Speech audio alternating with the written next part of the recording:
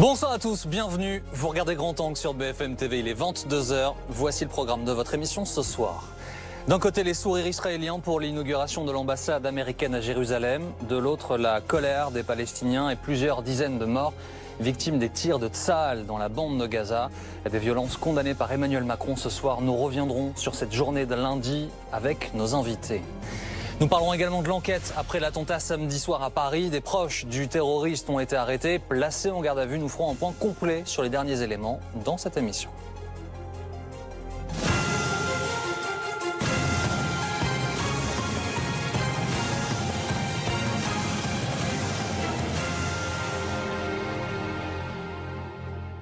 Cette journée de lundi restera sans doute gravée dans la longue histoire qui oppose Israël et Palestine. D'un côté, l'inauguration de l'ambassade américaine à Jérusalem.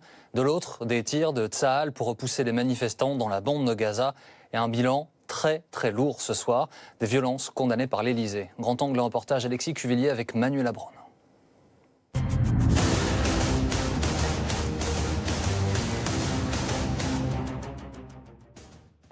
Au milieu des affrontements, des femmes et des enfants. Ces manifestantes mettent le feu à des tas de pneus. Une épaisse fumée noire s'en échappe.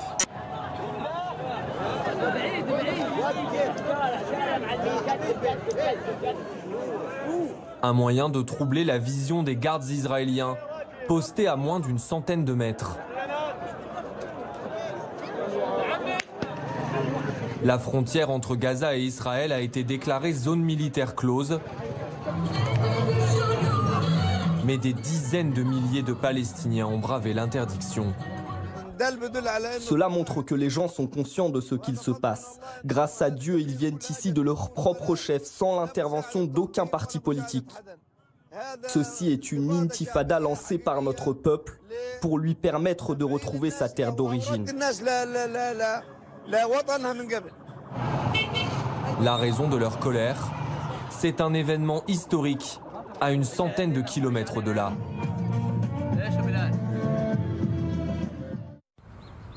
Sur les hauteurs de Jérusalem, les routes sont pavoisées de drapeaux aux couleurs d'Israël et des États-Unis. Des affiches saluent Donald Trump, l'ami de Sion, l'un des noms donnés à la ville sainte dans l'Ancien Testament. Dans les locaux de l'ancien consulat, des dizaines de personnalités ont été conviées à une cérémonie très spéciale.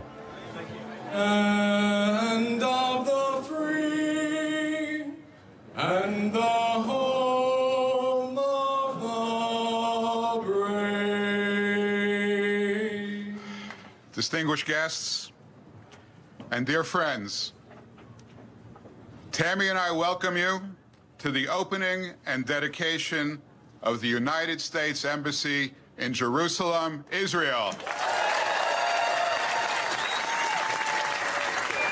5 mois après l'annonce controversée du président américain, les États-Unis ont appliqué leur décision.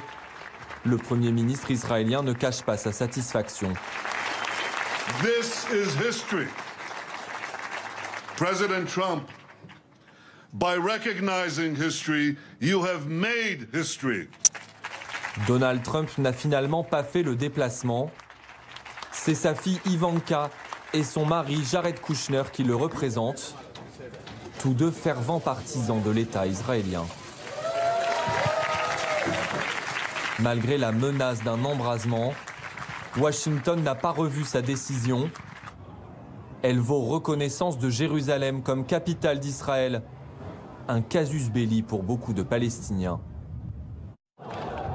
Au même moment, à Gaza, des dizaines de projectiles de fortune sont lancés en direction de l'État juif. Des cerfs-volants, transportant de petits engins explosifs, s'élèvent dans le ciel.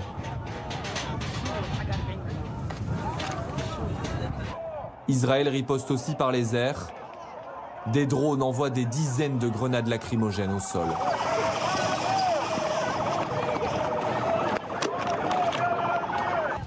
L'armée israélienne s'inquiète de voir les foules déborder sur son territoire. Le Hamas exploite les manifestants, les gens qui ne sont pas armés, qui viennent ici. Nous avons vu des femmes et des enfants en première ligne pour abattre nos frontières et pour faciliter le passage d'une seconde vague de terroristes de notre côté, près des communautés israéliennes. En riposte, des tirs à armes létales sont dirigés vers les manifestants. Selon les autorités palestiniennes, le bilan est très lourd, au moins une 50aine de morts. C'est la journée la plus sanglante dans la région depuis la guerre de Gaza de 2014. Des tensions exacerbées également près d'une autre frontière, celle entre Israël et la Cisjordanie. À Bethléem, l'armée tire des grenades assourdissantes pour disperser les manifestants. Ils protestent même jusqu'aux abords de la nouvelle ambassade. Palestiniens et Arabes israéliens, leur cortège est réprimé par les policiers.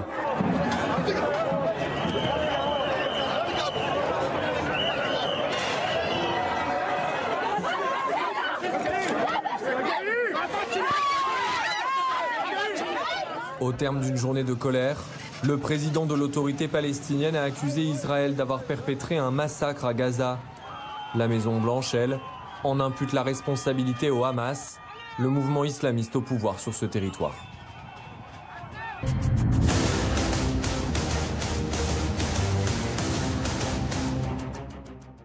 Bonsoir Elise Gosset, bienvenue. Bonsoir Amina Refi, bienvenue. Vous êtes journaliste au Point, spécialiste du Moyen-Orient.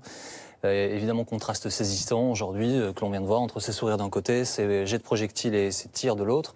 Quel regard vous portez sur cette journée? Est-ce qu'elle marque l'histoire de ces deux pays? Pour sûr, le déménagement en fait, de l'ambassade américaine à Jérusalem est un tournant. Montre que les Américains sont définitivement, on en doutait guère, mais sont définitivement du côté israélien et agissent contre le droit international. Elle marque également justement l'incompréhension et même l'absence aujourd'hui des violences à Gaza au sein du public israélien. Ces deux peuples n'ont jamais été aussi loin, éloignés l'un de l'autre. J'étais récemment en Israël. Beaucoup d'Israéliens me disaient qu'après tout, en fait, Ramallah ou Gaza étaient bien plus loin, d'après eux, alors que ces deux villes sont distantes de quelques kilomètres d'Israël, que des villes comme Paris ou New York. Et malheureusement, la répétition des drames dans les territoires palestiniens, que ce soit en Cisjordanie ou à Gaza, avec des guerres, avec des morts, beaucoup trop, sans véritable condamnation internationale, parce que ça fait environ 60 ans que ça dure et ce n'est pas prêt de s'arrêter. Alors, il y a des condamnations ce soir, Ulysse, alors effectivement, ça fait un moment que ça dure, vous nous le dites. Armin Refi ce soir, les mots les plus durs qui sont pour Erdogan, le président turc qui parle de génocide et qui accuse Israël de terrorisme d'État. Oui, non, c'est excessif. Mais c'est vrai que la colère et le sang aujourd'hui à Gaza vont marquer l'histoire de la Palestine et d'Israël. Parce que ce qui aurait pu être un événement célébré dans le faste et dans la joie s'est transformé en drame. Et pour Trump, c'est à la fois une promesse tenue, mais un échec dans la réalisation. Et malgré les sourires de Jérusalem, on voit bien le risque d'embrasement, pas simplement à Gaza comme aujourd'hui, mais dans toute la région. Et la réaction turque exprime ce sentiment de colère qui dépasse la simple condamnation diplomatique. Parce qu'effectivement, on se demande comment on peut, en une journée, avoir un nombre aussi important de victimes, plus de 50 morts, 2500 blessés, qui s'ajoutent à ceux des 3 dernières semaines. Donc, on est dans une situation critique où les choses peuvent basculer. C'est ce qui inquiète effectivement la France en particulier, mais l'Europe également, et tous ceux qui pensent qu'il y avait d'autres solutions qu'une décision unilatérale. Puisque tout le monde s'accordait à dire, même les États-Unis, que pour trouver une solution à Jérusalem, il fallait un statut international qui soit l'issue d'une négociation et pas simplement une décision imposée. Alors cela dit, c'est le pari de Trump, à nouveau, comme pour l'Iran, comme pour la Corée du Nord. C'est un coup de poker.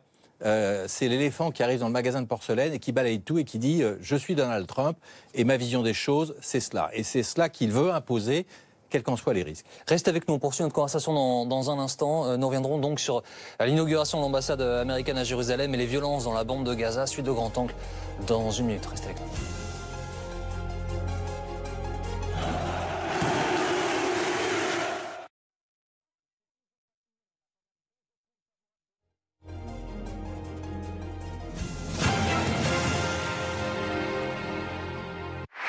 Retrouvez votre programme avec Allianz, assureur des particuliers et des professionnels. Mariage à Windsor. Samedi, journée spéciale dès 6h du matin sur BFM TV. L'union du prince Harry et de l'actrice américaine Meghan Markle. Des centaines de milliers de Britanniques rassemblés. À 13h, en direct, la cérémonie religieuse, les mariés en calèche dans les rues de Windsor, avec nos spécialistes de l'Angleterre et de la famille royale et nos envoyés spéciaux mariage princier. Nous vous donnons rendez-vous samedi, journée spéciale dès 6h du matin sur BFM TV.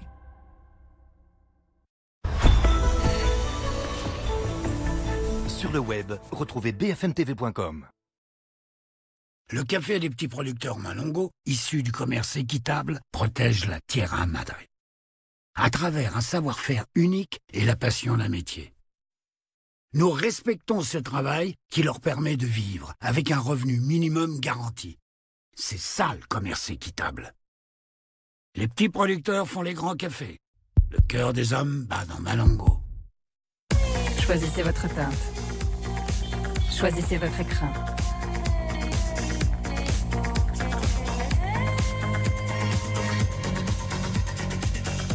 À vous de jouer. Le rouge personnalisable de Guerlain. Petit, agile, fun, espiègle. Échappez-vous avec malice. Nouvelle Fiat City Cross, le SUV de poche.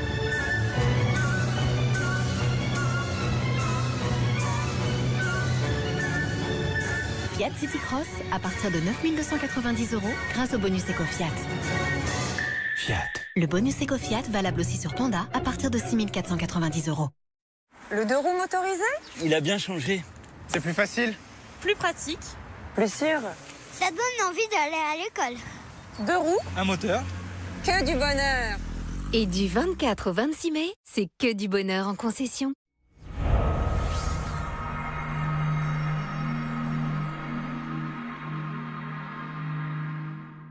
Je ne me suis jamais sentie aussi bien.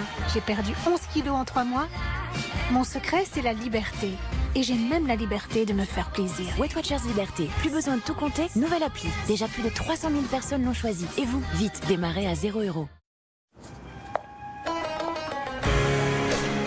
My favorite song, sung on the streets, an open hand to shake the hand of everyone I meet. What a way to win the world, what a way to fight a battle. I could be faithful, general. Flower by Kenzo, pour un monde plus beau. Évitez le stress avec Rosanna. La respiration abdominale, c'est essentiel. Plusieurs fois par jour, inspirez en gonflant le ventre, puis expirez 5 à 7 secondes, 3 fois de suite. Et surtout, hydratez-vous chaque heure avec Rosanna. Rosanna est naturellement gazeuse, elle contient du magnésium. Et le magnésium contribue à réduire la fatigue. Mon magnésium, c'est Rosanna. Comme ça, elle respirera mieux.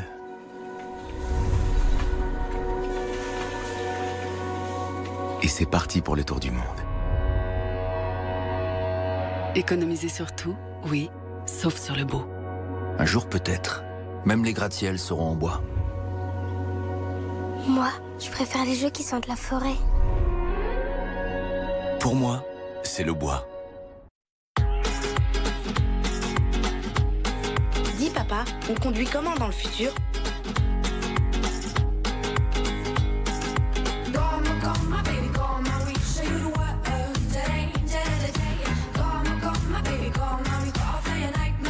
Renault Scénic, la technologie au quotidien.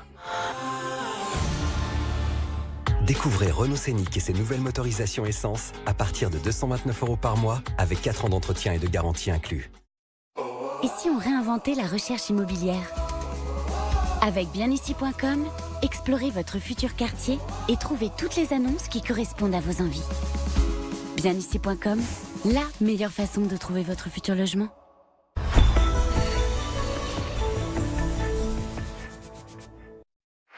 Retrouvez votre programme avec Allianz, assureur des particuliers et des professionnels.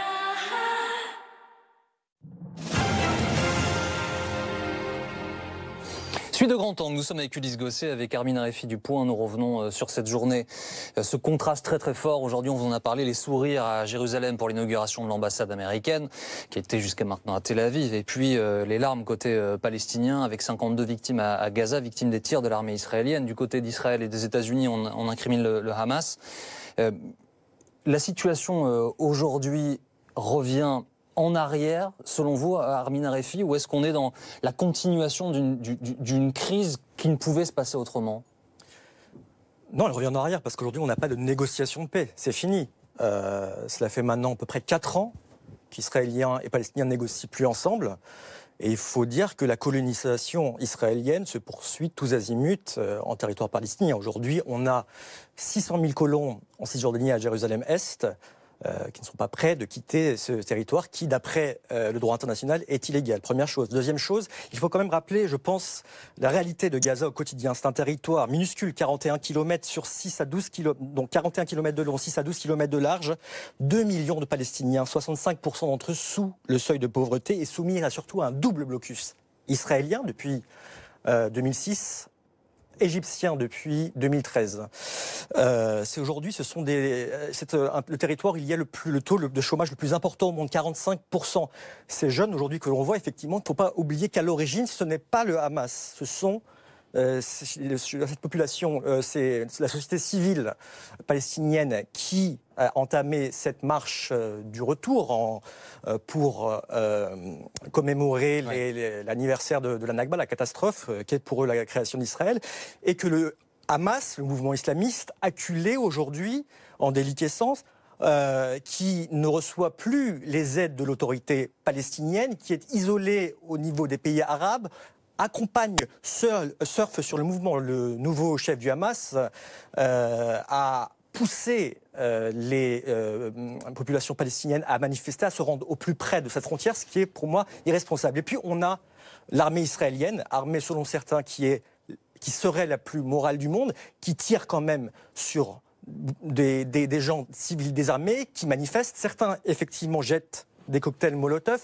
certains jettent des pierres, mais eux tirent à balles réelles alors qu'ils ne sont pas en danger de mort. Il n'y a pas eu de soldats israéliens blessés, ou seulement un, je crois, aujourd'hui. Et on a donc, côté palestinien, aujourd'hui, plus de 100 morts, dont de nombreux enfants. 52 morts, ouais. Non, aujourd'hui, je veux dire, depuis le début de ce mouvement, le 30 mars dernier. Ce qu'Armin Arefi résume aujourd'hui, c'est la difficulté face à laquelle la communauté internationale se trouve. Ulysse, il y a plusieurs éléments. Le côté unilatéral de la diplomatie de Trump, je fais ce que je veux, peu importe les conséquences. Le Hamas en difficulté, et le Hamas qui est l'occasion pour Trump et Israël de dire...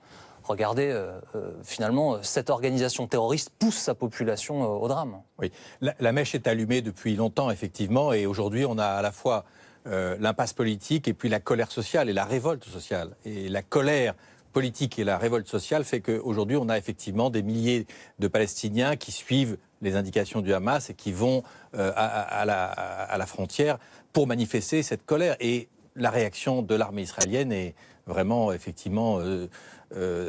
implacable, c'est-à-dire qu'on n'hésite pas à tirer. Pourquoi ? Il faut quand même poser la question. C'est que s'il y avait une brèche dans cette frontière de barbelés, eh bien, les villages israéliens sont à quelques centaines de mètres à peine. Donc, on ne peut pas admettre du côté israélien qu'il y ait la moindre percée dans cette frontière et que des Palestiniens pénètrent à l'intérieur, parce qu'on redoute à ce moment-là de nouveaux drames. Donc il y a à la fois une vision sécuritaire du côté israélien, il y a une profonde colère et une situation qui est vécue comme une profonde injustice. Et donc c'est encore une fois cette superposition des deux, de l'impasse politique générale et puis de ce blocus qui se poursuit, qui entraîne ce désespoir et ce drame d'aujourd'hui avec ce nombre de morts qui est quand même effectivement assez considérable. Il faut quand même rappeler qu'il y a eu des enfants. Aujourd'hui, pas moins de 8 mineurs ont été tués par les snipers de l'armée israélienne. Il y a également 2 journalistes qui, depuis le début du mouvement, des journalistes palestiniens, qui ont été également tués.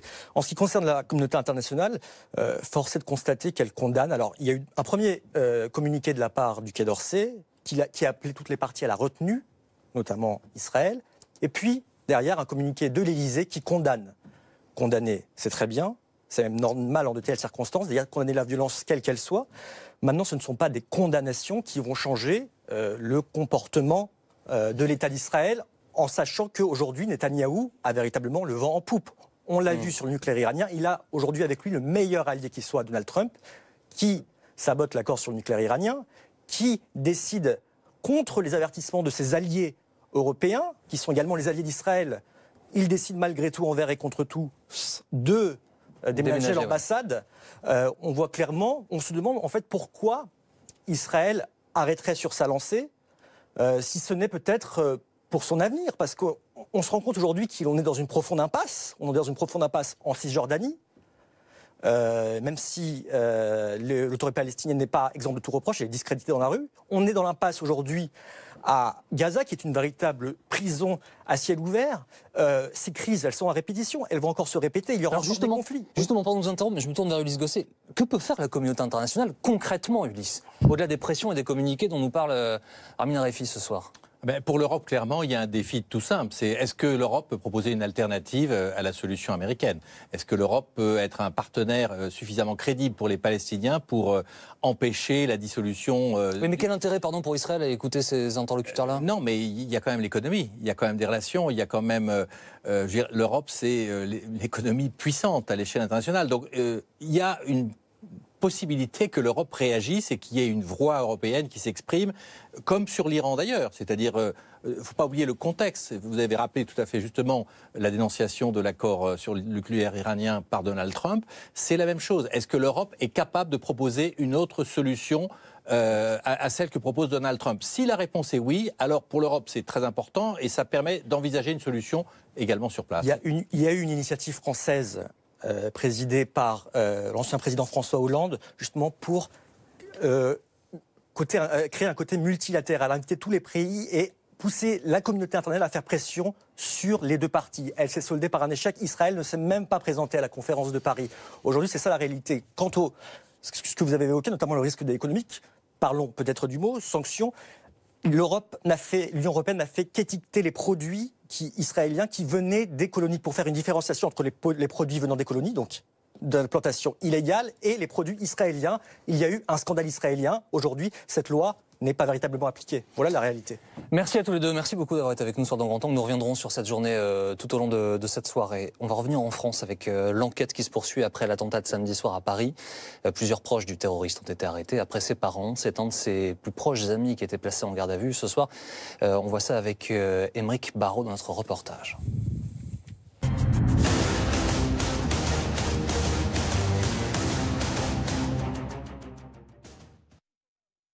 Kamzat Azimov et Abdulhakim Anaïef.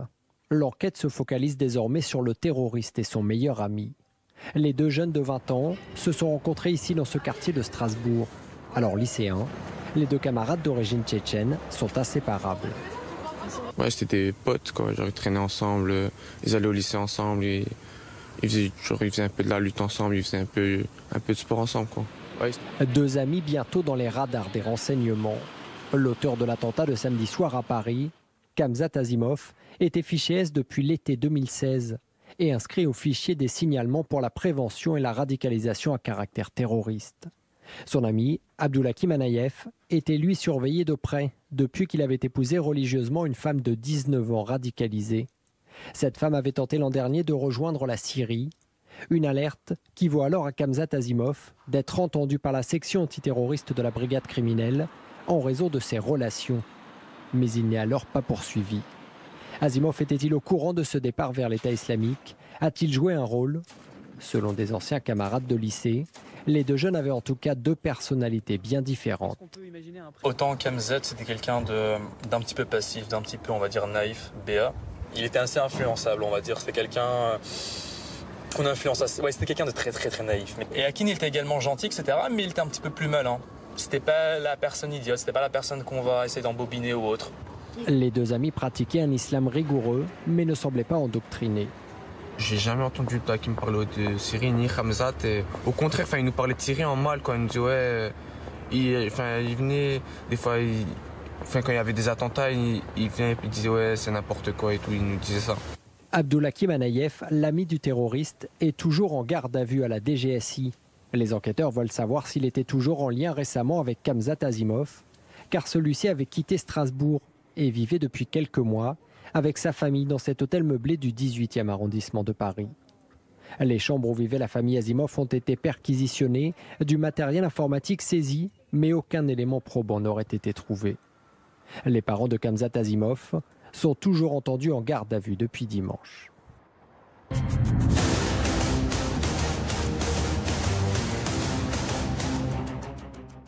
Dans un instant, suite de Grand Angle, nous reviendrons sur cette journée à Jérusalem et à Gaza. D'un côté, les sourires israéliens pour le déménagement de l'ambassade américaine à Jérusalem, et puis de l'autre, ces tirs de l'armée israélienne sur des manifestants palestiniens à la frontière de la bande de Gaza. Restez avec nous.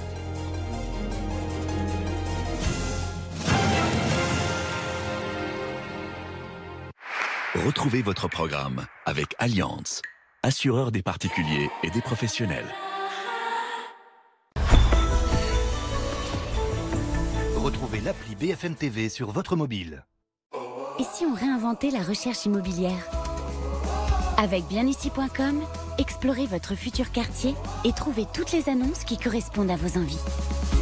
Bienici.com, la meilleure façon de trouver votre futur logement.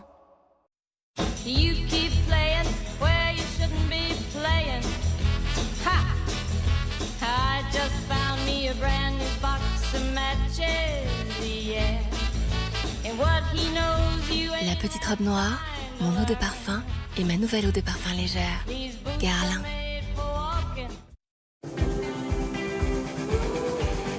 Pour vous, TUI agrée des centaines de séjours à partir de 449 €. Et en ce moment, profitez de 100 € de remise supplémentaires par personne sur TUI.fr ou agence de voyage. TUI, numéro 1 mondial du voyage. La boutique du menuisier conçoit et fabrique vos portes et fenêtres en France. La boutique du menuisier pose et entretient toutes vos menuiseries. La boutique du menuisier.fr. Voici l'innovation Forte Nuit 8 heures. Une formule fortement dosée en mélatonine et renforcée de 3 plantes à diffusion progressive pour bien dormir pendant 8 heures. Avec Forte Nuit 8 heures, enfin je fais mes nuits. Forte Pharma, fortez-vous mieux.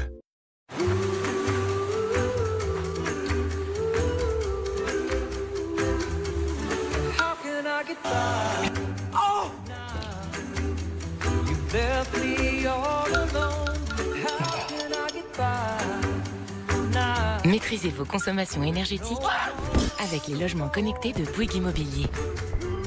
Bouygues Immobilier, créateur de mieux vivre. Avec Fleury Michon, vous allez changer de point de vue sur la salade.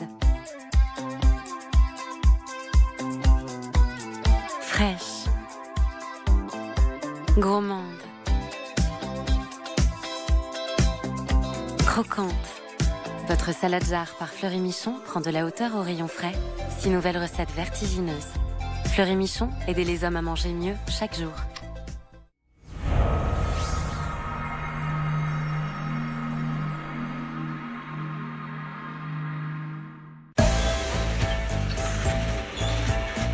Problème de store? Appelez Reparstore. Trouvez le centre le plus proche de chez vous sur reparstore.com. Devis gratuit et intervention rapide. Problème de store? Appelez Reparstore. Mincir efficacement devient un plaisir. Nouveau Somatoline Cosmétique 7 nuits gel frais. Se masse facilement et laisse une agréable sensation sur la peau. Pour mincir jusqu'à 1,6 cm en 7 nuits, nouveau 7 nuits gel frais. Somatoline Cosmétique, ça fonctionne.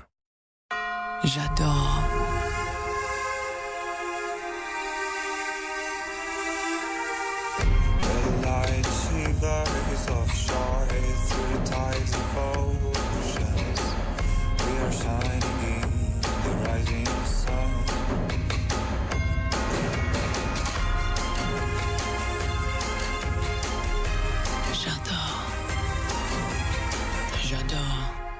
Dior. Je t'aime, mon amour. Où es-tu? Saphir orange, enthousiasme. Saphir rose, bonheur. Saphir jaune, énergie. Saphir violet, mystique. Émeraude verte, espoir. Rubis rouge, passion. Saphir bleu, harmonie. Je t'aime, mon amour. Mauboussin, capsule d'émotion.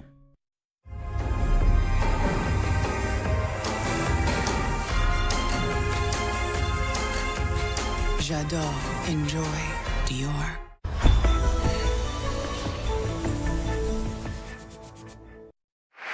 Retrouvez votre programme avec Allianz, assureur des particuliers et des professionnels.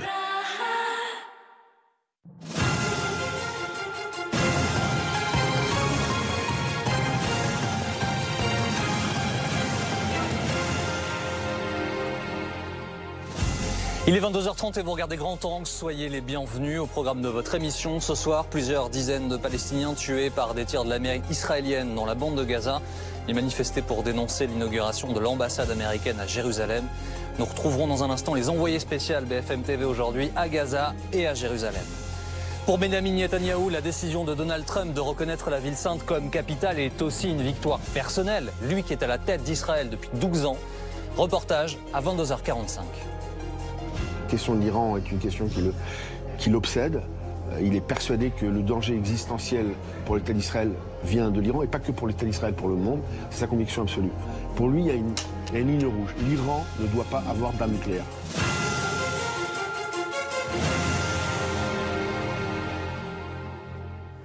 Les États-Unis inauguraient aujourd'hui leur nouvelle ambassade à Jérusalem. Une journée que craignaient les Palestiniens. Ils étaient des milliers à manifester ce lundi dans la bande de Gaza. Plusieurs dizaines d'entre eux ont été tués par des tirs de Tsahal. Reportage Juliette Andrieux. Ils sont des milliers de Palestiniens à se diriger vers la frontière avec Israël. Une marche du retour, comme ils l'appellent, pour protester contre l'inauguration de l'ambassade des États-Unis à Jérusalem. Ici, ce sont les sourires de la délégation américaine et la joie de Benjamin Netanyahou. Chers amis, quel jour formidable. Rappelez-vous de ce moment.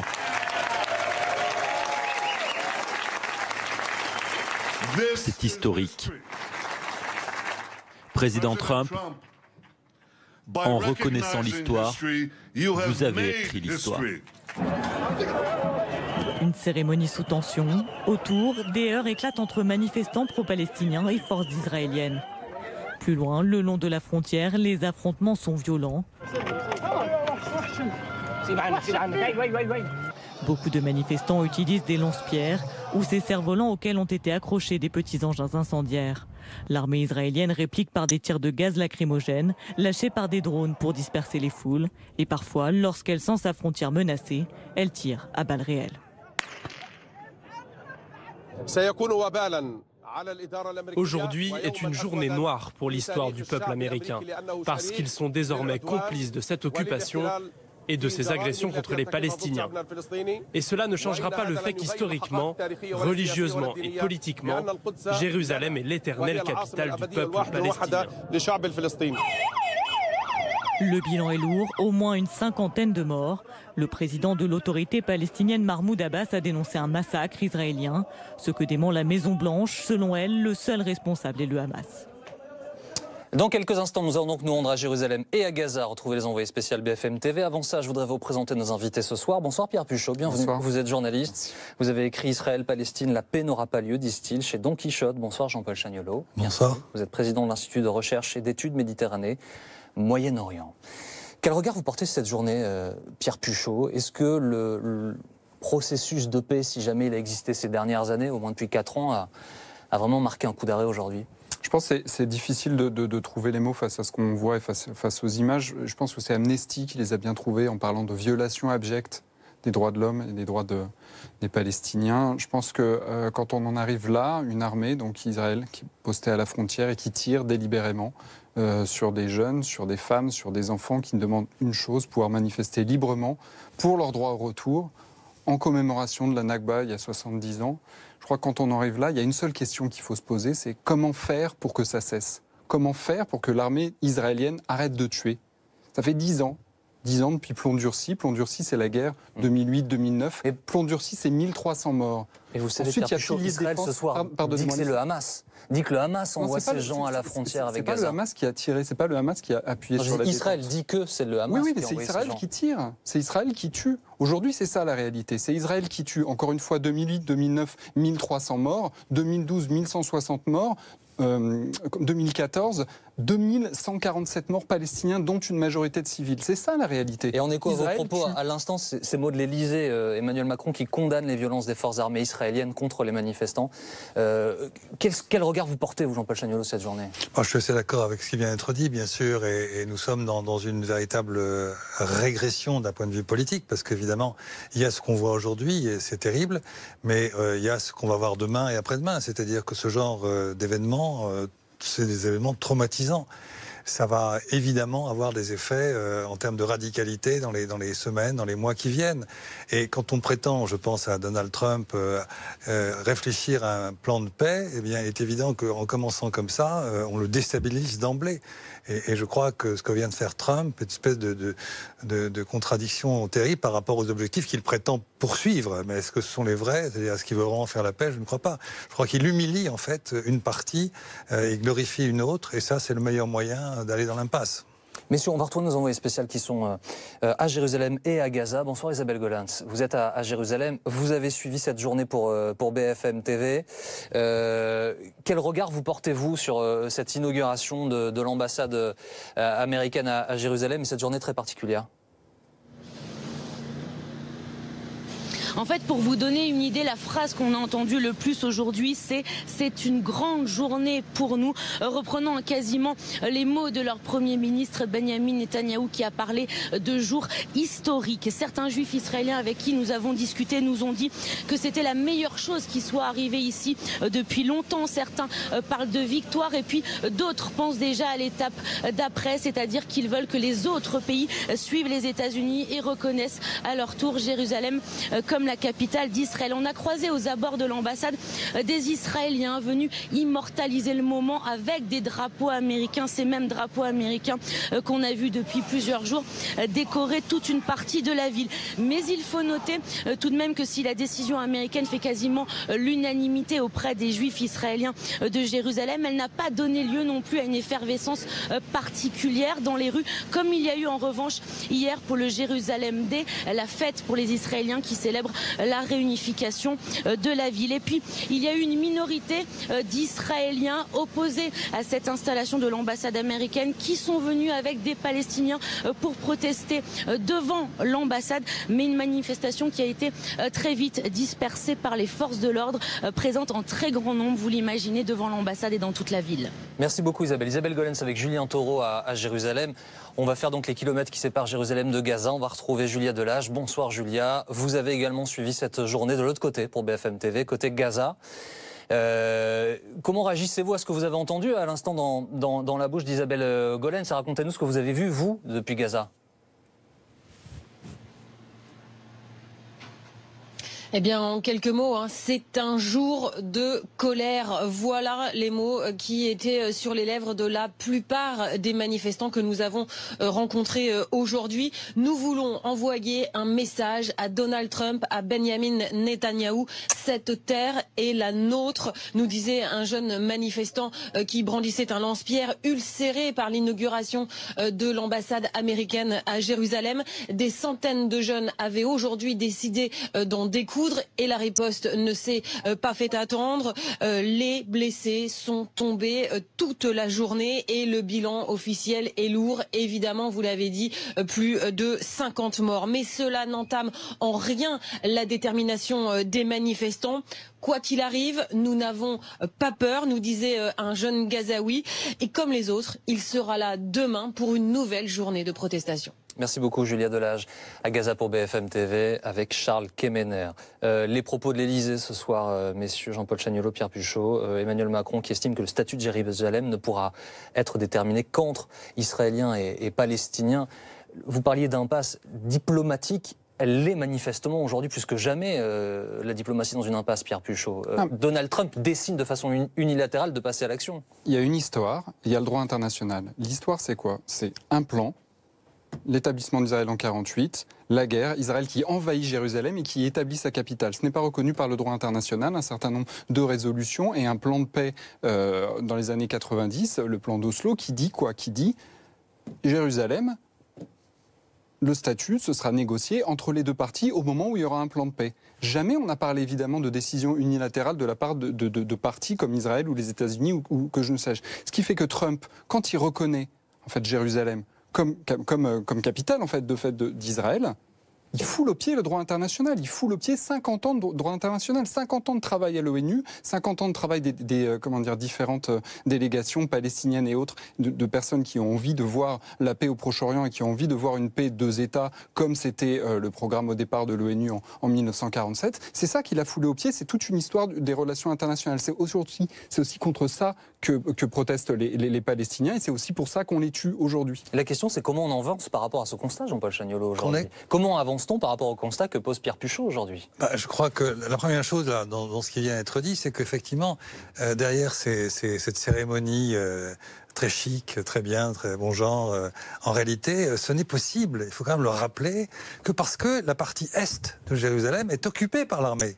Vous enlevez l'armée israélienne de Jérusalem-Est, c'est plus possible. Autrement dit, derrière tout cela, il y a un rapport de force parfaitement asymétrique et une occupation que ne reconnaît pas le droit international. Je rejoins ce qui a été évoqué. Donc c'est vraiment une ville occupée aujourd'hui. Et par conséquent, le seul moyen de sortir de là, mais on en est vraiment très loin, c'est que la diplomatie reprenne ses droits par la négociation. Et pour l'instant, évidemment, quand on commence par déstabiliser une situation comme vient de faire Donald Trump, eh bien, il sera extrêmement difficile de permettre de négociations de revenir, de renouer. Étant entendu aussi que le gouvernement Netanyahou aujourd'hui est un gouvernement, il faut le rappeler, qui s'appuie sur la droite, mais aussi sur l'extrême droite. Et qu'est-ce que veut la droite et l'extrême droite aujourd'hui? Il y a une loi qui a été votée tout récemment et d'autres qui sont en préparation. Ils veulent annexer des territoires palestiniens tout autour de Jérusalem pour faire ce qu'ils appellent le Grand Jérusalem. Donc la prochaine étape, ça sera probablement des annexions. Et donc on sera encore complètement dans l'unilatéral, et l'unilatéral qui n'est possible que parce qu'il y a une armée d'occupation. Et juste un mot, vous aviez tout à l'heure sur votre antenne l'ambassadrice d'Israël. C'était assez amusant d'entendre qu'elle disait que les soldats israéliens avaient tiré parce qu'il y avait des cerfs-volants. Il y avait des cerfs-volants sur lesquels on accrochait je ne sais quel cocktail Molotov et par conséquent ils se sentaient en danger. Donc vous voyez un peu la situation. Le cerf-volant symbolise très bien la situation. Vous avez d'un côté des snipers, une armée très puissante, puis de l'autre des types complètement désespérés. Et c'est pas vrai qu'il y a simplement des manipulations du Hamas, ça c'est vraiment de la propagande. Et il y a ce cerf-volant qui fait peur. Et voilà, tout est dit dans cette affaire. Pierre Puchot, comment on remet les gens à la table ? Aujourd'hui, cela semble a priori impossible. J'entends ce que vous dites depuis tout à l'heure sur le constat. Je vous pose la question de l'après désormais. Comment est-ce que l'on remet l'ensemble des parties prenantes autour d'une table pour discuter? Alors déjà, évidemment, c'est pas du tout la tendance. Deuxièmement, il y a une partie qui est occupée, qui n'a pas d'armée, qui n'a pas d'État, qui n'a même pas de gouvernement unifié, qui n'a pas de moyens en fait, de faire entendre sa colère autre que les manifestations, qui est quand même sous un gouvernement aussi corrompu en Cisjordanie et également à Gaza, qui est sous blocus depuis 2006. D'un côté, il y a ça. De l'autre côté, il y a l'État le plus puissant de la région, armé militairement, soutenu militairement par les États-Unis, régulièrement, un plan sur 10 ans, etc. Donc, pardon de vous interrompre, mais si je vous suis, ça veut dire qu'il n'y a aucun intérêt pour Israël, par exemple, à reprendre les négociations? Il n'y a aucun intérêt pour Israël à reprendre les négociations. Ça fait des années que ça dure et ça fait des années qu'on fait semblant de croire qu'il peut y avoir des négociations bipartites. Ça n'arrivera jamais. Je l'écrivais en 2014. On le disait à de nombreuses occasions. Ça n'arrivera jamais tant qu'on ne contraindra pas Israël par des négociations ou par des mesures de rétorsion à retourner à la table des négociations et tant qu'on ne lui fera pas comprendre qu'elle a un intérêt aussi à ce que le conflit israélo-palestinien cesse. C'est un conflit qui alimente la haine partout dans le monde. Enfin, je veux dire, il y a des milliers de personnes qui manifestent aujourd'hui en Turquie. C'est très concret à l'appel d'Erdogan, du coup, qui joue bien d'huile sur le feu et qui parle de terrorisme, etc. C'est un conflit qui est dévastateur sur les questions de djihadistes, les questions de la paix au Moyen-Orient, etc. Donc, tant qu'on ne fera pas comprendre clairement à Israël qu'elle a tout intérêt à faire la paix, ça n'arrivera pas. Trump, là, il ne fait pas comprendre ça à Israël. Il leur dit « je vous soutiens ». Faites ce que vous voulez. Jean-Paul Chagnolot. Non, je crois simplement qu'il faut arrêter d'avoir l'illusion de croire qu'on pourrait remettre les choses à l'endroit aujourd'hui. Je trouve que la position du président Macron est très pertinente parce qu'il rappelle le droit international. Mais sinon, nous sommes là dans une phase d'actes unilatéraux. Donc il y a celui qu'on vient d'évoquer, beaucoup, mais je répète, il y a d'autres actes unilatéraux qui d'ici quelques mois seront très probablement pris par Israël. Et ces actes unilatéraux, ça veut dire quoi? Ça veut dire qu'on va annexer des territoires qui sont aujourd'hui occupés. Donc on va passer de l'occupation à l'annexion. Et on va évidemment continuer, ce qui est entamé depuis des années, depuis près de 30 ans, mais qui s'est accéléré depuis 20 ans, c'est la colonisation. Donc on est vraiment dans un système qui aboutit en fait à une forme de, comment dirais-je, d'état colonial, de situation coloniale. C'est ça la réalité aujourd'hui. Donc on est très très loin de la possibilité de repenser de véritables négociations équilibrées. Merci beaucoup. Merci à tous les deux d'avoir été avec nous ce soir dans Grand Angle sur BFM TV. La décision de Donald Trump de transférer l'ambassade américaine de Tel Aviv à Jérusalem est également une victoire personnelle pour Benyamin Netanyahou, le Premier ministre israélien qui a choisi la méthode forte aujourd'hui pour répondre à la manifestation à Gaza. Il est à la tête du pays depuis 12 ans, s'est imposé au fil des années comme l'homme fort de l'État hébreu incarnant une ligne dure. Grand Angle reportage, Mélanie Bontemps, Baptiste Besson et Philippe Rollin.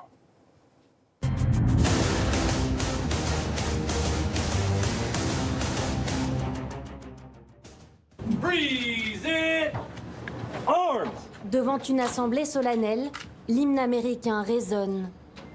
Oh, say, can you see by the dawn's early light? Des centaines de dignitaires américains et israéliens sont venus assister à l'inauguration de l'ambassade américaine à Jérusalem. Au premier rang, la fille de Donald Trump et Benyamin Netanyahou. Pour le leader israélien, cette reconnaissance de Jérusalem comme capitale est une décision historique. Dear friends, what a glorious day. Remember this moment. And God bless Jerusalem, the eternal, undivided capital of Israel. Au même moment, à la frontière, des dizaines de milliers de Palestiniens manifestent. Les affrontements sont violents. L'armée israélienne tire, faisant plus de 40 morts. Les soldats ont reçu l'ordre d'empêcher à tout prix le franchissement de la frontière. La manière forte, incarnée par un homme, Benyamin Netanyahou. Pour ses partisans, le transfert de l'ambassade américaine est aussi sa victoire. Bien sûr, c'est grâce à Netanyahou et au président Trump. Netanyahou est le roi d'Israël, si on peut dire. On l'aime. Ses soutiens le surnomment Bibi. Benyamin Netanyahou est au pouvoir depuis maintenant plus de 12 ans. Le leader de la droite a réussi à imposer au fil des ans sa vision du pays, une ligne dure puisée dans ses racines familiales.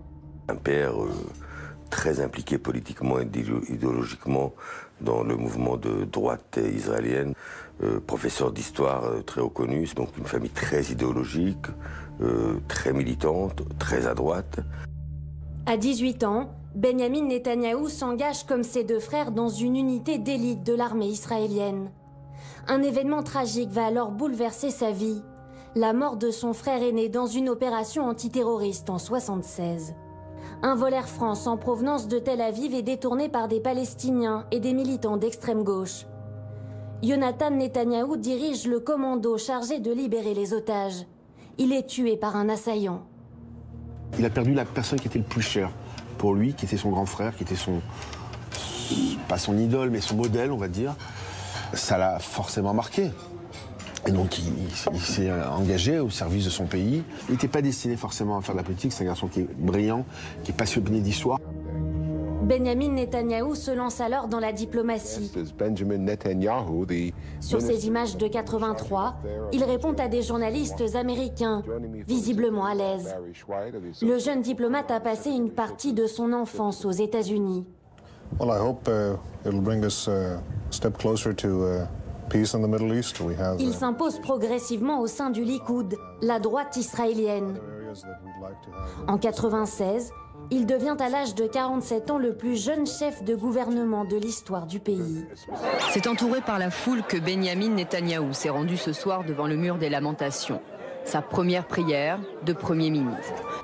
Il est réélu 10 ans plus tard sur une politique de fermeté, notamment sur la question palestinienne. Charles Anderlin a été correspondant à Jérusalem pendant plus de 30 ans. Lors de la dernière campagne électorale, Netanyahou s'est répandu au sein des mouvements de droite et dans la presse de droite. Votez pour moi, il n'y aura pas d'État palestinien. Netanyahou est farouchement opposé à la notion d'État palestinien, qui pour lui serait un danger mortel pour l'État d'Israël. Benyamin Netanyahou est aussi un partisan de la colonisation. Depuis son retour au pouvoir en 2009, plus de 14 000 logements ont été construits en violation du droit international. En février, le leader israélien légalise ainsi une colonie sauvage après le meurtre d'un colon israélien en Cisjordanie. הממשלה תסדיר היום את המעמד של חוות גלעד כדי לאפשר המשך של חיים סדירים במקום מול המרצחים, מיצוי הדין, מול מקדשי המוות, אנחנו מקדשים את החיים. זוהי תמצית המדיניות של הממשלה. Un discours qualifié de dur et de sécuritaire. Mais pour ce géopolitologue, la ligne de Netanyahou offre une réponse aux inquiétudes d'une partie de la population israélienne. Il n'y a presque pas d'attentats. Et ça, les Israéliens, et on peut le comprendre, rendent grâce là aussi à Netanyahou de cette situation. Il y en a eu ces dernières années, il y a des tensions à la frontière avec Gaza, rien à voir avec ce qui s'était produit dans les années 70, dans les années 90, dans les années 2000, où là, les bus, les discothèques, les restaurants sautaient à un rythme pratiquement hebdomadaire. Benyamin Netanyahou n'hésite pas à jouer de cette image de protecteur. Dans ce clip de campagne humoristique de 2015, il incarne un babysitter. איזה כבוד. מה אתה עושה פה? הזמנתם בייביסיטר? קיבלתם ביביסיטר. איפה הילדים? אבל אתה ראש הממשלה. בבחירות הקרובות אתם בוחרים מי ישמור על הילדים שלנו. Un sens de la communication qu'il sait aussi utiliser sur la scène internationale, notamment face à son ennemi numéro 1, l'Iran. Le Premier ministre israélien multiplie les avertissements, comme avec ce schéma brandi devant l'Assemblée des Nations Unies en 2012. Une représentation du niveau d'enrichissement en uranium nécessaire à la fabrication d'une bombe nucléaire. Where should a red line be drawn? A red line should be drawn right here. La question de l'Iran est une question qui l'obsède. Il est persuadé que le danger existentiel pour l'État d'Israël vient de l'Iran, et pas que pour l'État d'Israël, pour le monde. C'est sa conviction absolue. Pour lui, il y a une ligne rouge. L'Iran ne doit pas avoir d'armes nucléaires, à tout prix.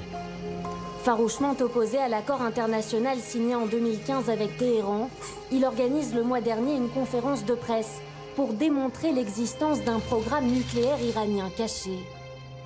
Tonight we're going to show you something that the world has never seen before. Une mise en scène théâtrale devant une bibliothèque remplie de documents secrets. And here's what we got. 55,000 pages. Another 55,000 files on 183 CDs. Des éléments théoriques ou anciens, les preuves du dirigeant israélien sont contestées par une partie de la communauté internationale. Mais l'effet est assuré. Quelques jours plus tard, Donald Trump dénonce l'accord. De quoi renforcer encore un peu plus la légitimité du dirigeant aux yeux de son électorat. Comme son allié américain, l'homme fort d'Israël est aussi connu pour ses phrases chocs. Elle crée régulièrement la polémique. En 2015, devant le Congrès sioniste, il explique ainsi que c'est le moufti de Jérusalem qui a suggéré en 1941 à Hitler la solution finale. He had a central role in fomenting the final solution. And Haj Amin al-Husseini went to Hitler and said, if you expel them, they'll all come here. So what should I do with them? He asked. You said, burn them. Autre dossier polémique, les critiques sur le train de vie du couple Netanyahou et les accusations de corruption. Elles portent notamment sur les cadeaux de chefs d'entreprise ou encore sur un accord passé avec le propriétaire d'un journal. En février, la police israélienne a recommandé sa mise en examen dans 2 dossiers. Mais les affaires ne semblent pas entamer sa popularité. Une partie de l'opinion a tendance à croire qu'il y a derrière ces enquêtes un parfum de complot organisé par les opposants contre lui. Une partie de l'opinion considère qu'au fond, même s'il en a un peu croqué, après tout le monde croque un petit peu, et que malgré tout, le plus important, ça reste la défense du pays, et que par conséquent, il faut le garder. Selon les derniers sondages, en cas de nouvelle élection, Benyamin Netanyahou et son parti obtiendraient encore plus de sièges au Parlement.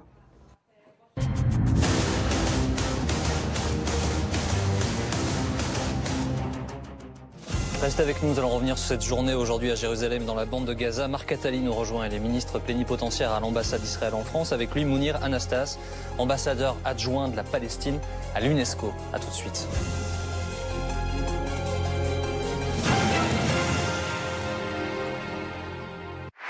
Retrouvez votre programme avec Allianz, assureur des particuliers et des professionnels. Mercredi, finale de la Ligue Europa. Marseille, Atlético Madrid. 25 ans après leur titre, les Marseillais seront-ils à nouveau champions d'Europe? Payet et Thauvin face à Griezmann et Diego Costa. Je vous donne rendez-vous avec nos consultants et nos envoyés spéciaux aux côtés des supporters à 21h30 à la mi-temps, puis à 22h30 dès le coup de sifflet final pour un débrief complet. Marseille en finale, édition spéciale mercredi sur BFM TV.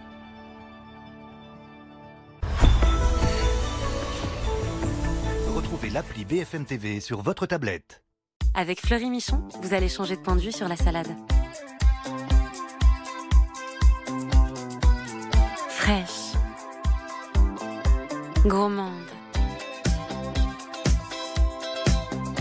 Croquante. Votre salade jar par Fleury Michon prend de la hauteur au rayon frais. 6 nouvelles recettes vertigineuses. Fleury Michon, aidez les hommes à manger mieux chaque jour. Avec Zoé, roulez en liberté. Libre de vivre les sensations de la conduite électrique, de goûter à des expériences inédites.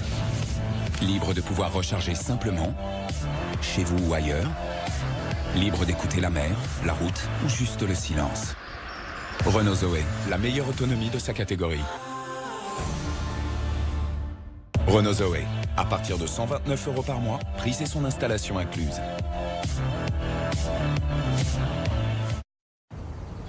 Au fil des années, j'ai toujours cherché à révolutionner la technologie des aspirateurs. Maintenant, avec ce puissant moteur numérique, une nouvelle ère commence. Dyson a réinventé l'aspirateur sans fil. Ce n'est certainement pas un appareil d'appoint. Le Dyson Cyclone V10 devient maintenant votre aspirateur principal pour nettoyer en profondeur dans toute la maison. Tellement puissant que nous avons arrêté de développer des aspirateurs avec fil.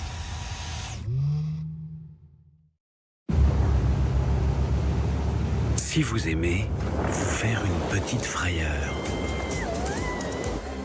avoir des sueurs froides, si vous aimez avoir les pétoches, les chocottes, la frousse, les jetons, bref, si vous aimez vous faire peur, vous allez être déçu.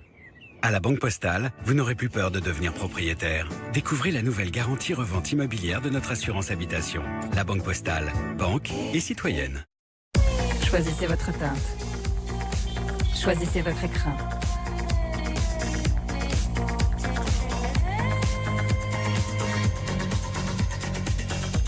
À vous de jouer. Le rouge personnalisable de Guerlain.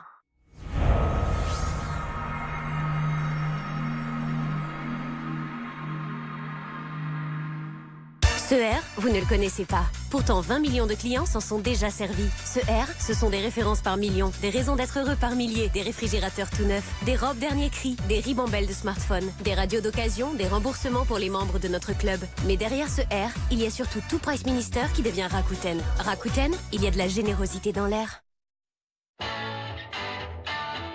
Certaines choses ne changeront jamais. D'autres, oui.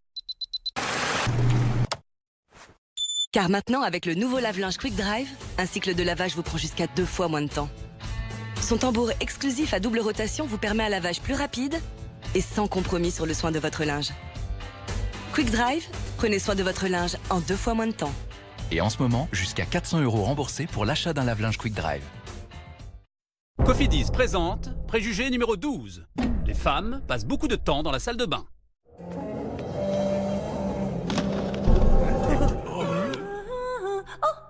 Encore 5 minutes, j'ai l'autre profil à faire. Vous trouvez ça absurde? Nous aussi. Ce qui est loin d'être absurde, c'est un taux à 3,6% sur 48 mois. Et en plus, vous pouvez faire un remboursement anticipé sans frais. Appelez Cofidis au 31 55. Changez votre regard sur le crédit. Je suis prête. Il est bientôt 23h. Tout le plaisir d'un espresso unique avec le robot café DeLonghi qui vous garantira un café fraîchement moulu. Du grain à la tasse, savourez le meilleur de l'espresso avec DeLonghi.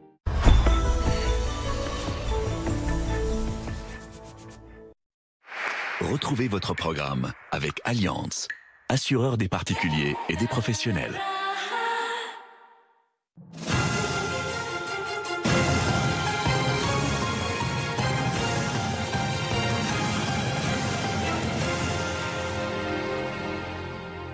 Bonsoir à tous, bienvenue, il est 23h et vous regardez Grand Angle. Voici le sommaire de votre émission ce lundi. D'un côté, les sourires israéliens pour l'inauguration de l'ambassade américaine à Jérusalem. De l'autre, la colère des Palestiniens et plusieurs dizaines de morts victimes des tirs de Tsahal dans la bande de Gaza. Des violences condamnées par Emmanuel Macron ce soir. Nous reviendrons sur cette journée avec nos invités, nos envoyés spéciaux à Jérusalem et à Gaza. Nous ferons également un point sur l'enquête après l'attentat samedi soir à Paris. Des proches du terroriste ont été arrêtés, placés en garde à vue. Nous y reviendrons en images.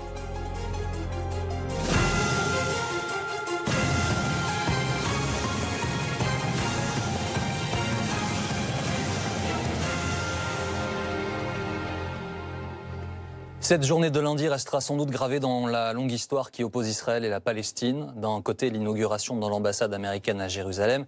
De l'autre, les tirs de Tsahal pour repousser les manifestants dans la bande de Gaza.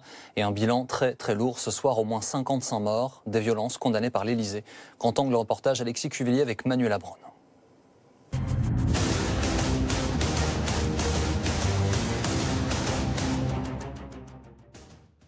Au milieu des affrontements, des femmes et des enfants.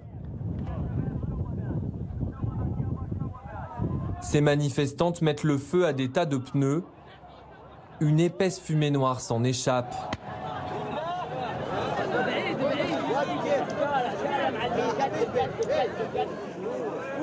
Un moyen de troubler la vision des gardes israéliens, postés à moins d'une centaine de mètres. La frontière entre Gaza et Israël a été déclarée zone militaire close. Mais des dizaines de milliers de Palestiniens ont bravé l'interdiction. Cela montre que les gens sont conscients de ce qu'il se passe. Grâce à Dieu, ils viennent ici de leur propre chef, sans l'intervention d'aucun parti politique. Ceci est une intifada lancée par notre peuple pour lui permettre de retrouver sa terre d'origine. La raison de leur colère, c'est un événement historique à une centaine de kilomètres de là.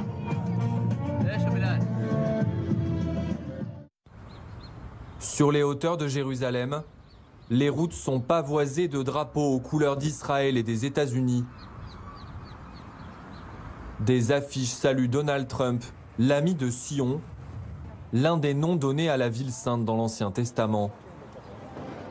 Dans les locaux de l'ancien consulat, des dizaines de personnalités ont été conviées à une cérémonie très spéciale.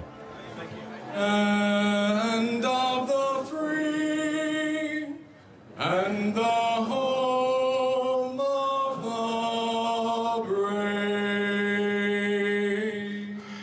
Distinguished guests and dear friends, Tammy and I welcome you to the opening and dedication of the United States Embassy in Jerusalem, Israel.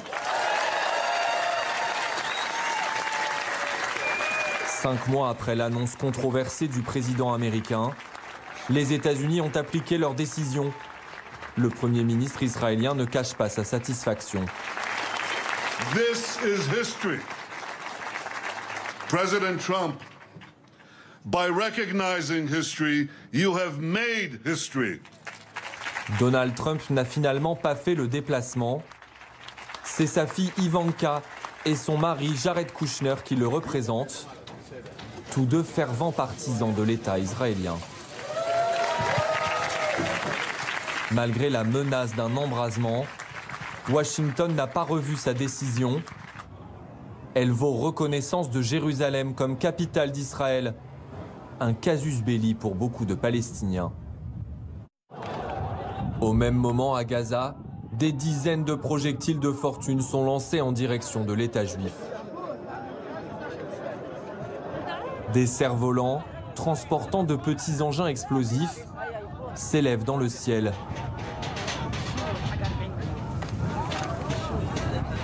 Israël riposte aussi par les airs. Des drones envoient des dizaines de grenades lacrymogènes au sol.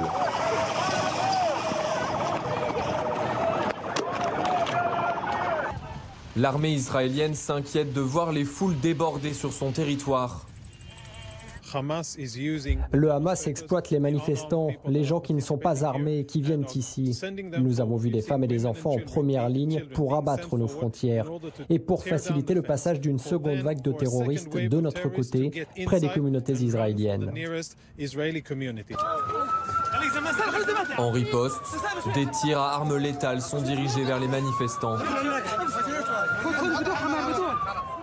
Selon les autorités palestiniennes, le bilan est très lourd, au moins une cinquantaine de morts.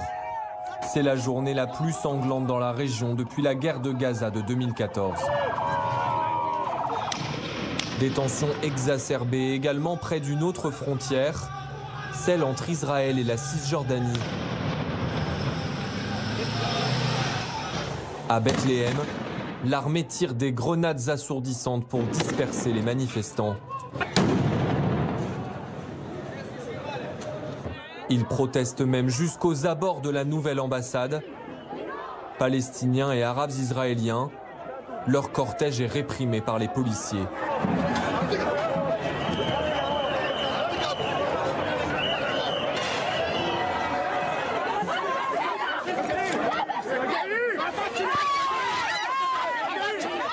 Au terme d'une journée de colère, le président de l'autorité palestinienne a accusé Israël d'avoir perpétré un massacre à Gaza. La Maison-Blanche, elle, en impute la responsabilité au Hamas, le mouvement islamiste au pouvoir sur ce territoire.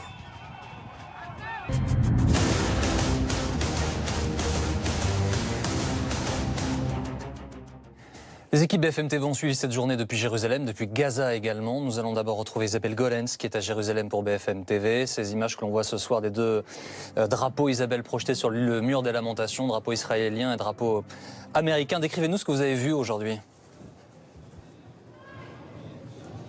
En fait, pour vous donner une idée, c'est la phrase qu'on a entendue le plus souvent aujourd'hui. C'est une grande journée pour nous.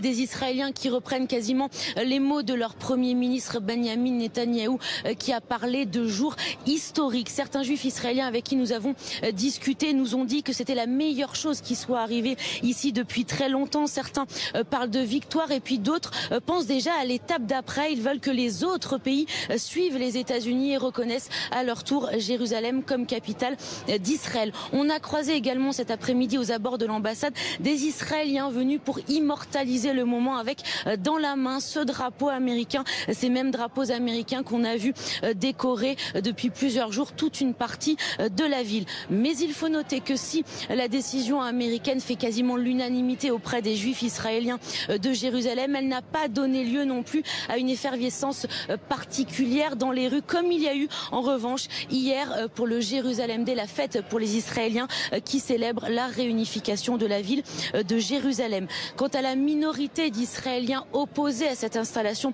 de l'ambassade américaine, certains sont venus avec des Palestiniens pour protester devant l'ambassade, mais une manifestation qui a été très vite dispersée par les forces de l'ordre présentes en très grand nombre, vous l'imaginez, devant l'ambassade et dans toute la ville. Merci beaucoup Isabelle Golens à Jérusalem pour BFM TV avec Julien Taureau. Nous allons maintenant à Gaza. Bonsoir Julia Delage, vous avez suivi vous cette journée du côté de Gaza. Évidemment, ce que vous avez vu contraste avec ce que vient de nous décrire Isabelle.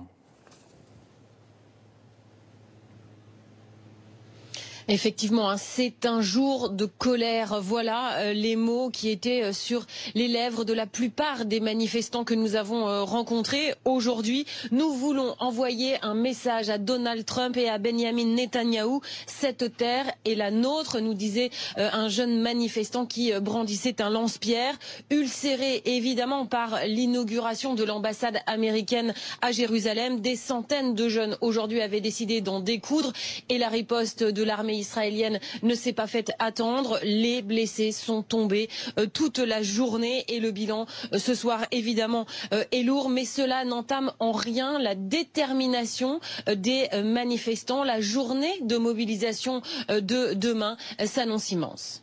Merci beaucoup Julia. Julia Delage à Gaza pour BFM TV ce soir avec Charles Kemener. Les invités de Grand Angle, Mounir Anastas, bonsoir et bienvenue. Vous êtes ambassadeur adjoint de la Palestine à l'UNESCO. Bonsoir Marc Attali, bienvenue. Bonsoir. Vous êtes ministre plénipotentiaire à l'ambassade d'Israël en France. Marc Attali, pour commencer s'il vous plaît, quelle est votre réaction au communiqué de l'Elysée? Il y a quelques instants, Emmanuel Macron qui réaffirme la désapprobation de la France à l'encontre de cette décision américaine d'ouvrir l'ambassade à Jérusalem. Emmanuel Macron souligne que le statut de la ville ne pourrait être déterminé qu'entre les parties dans un cadre négocié sous l'égide de la communauté internationale. Et par ailleurs, le président français qui condamne les violences des forces armées israéliennes contre les manifestants. Le président Macron est un ami d'Israël, mais cela n'empêche pas que nous avons des positions différentes par rapport au statut de Jérusalem. Jérusalem est la capitale d'Israël. Le président américain l'a reconnu en tant que capitale d'Israël. En fait, il a reconnu une chose qui était tout à fait évidente, parce que pour nous, Israël est la capitale d'Israël depuis la création de l'État d'Israël. Et dans l'histoire d'Israël, elle était toujours la capitale du peuple juif. Alors, on a entendu le communiqué, les paroles du président français, président de la République, qu'on respecte. Mais oui, nous avons aussi, sur certains sujets politiques, des divergences d'opinion et de position. Et sur la condamnation qu'il fait des violences contre les manifestants par l'armée israélienne? C'est plutôt, il faut condamner la violence du Hamas, parce que le Hamas, depuis plusieurs semaines, ce qui mène, c'est une campagne anti-israélienne dans laquelle il prend en otage les Gazaouites, il les encourage à aller sur une zone qui est une zone de combat. Et moi, je comprends, on a vu les images, on a vu des femmes, des enfants, mais qu'est-ce qu'ils font sur cette zone de combat? Alors que l'armée israélienne a averti à plusieurs reprises qu'Israël ne permettrait pas que sa frontière soit franchise.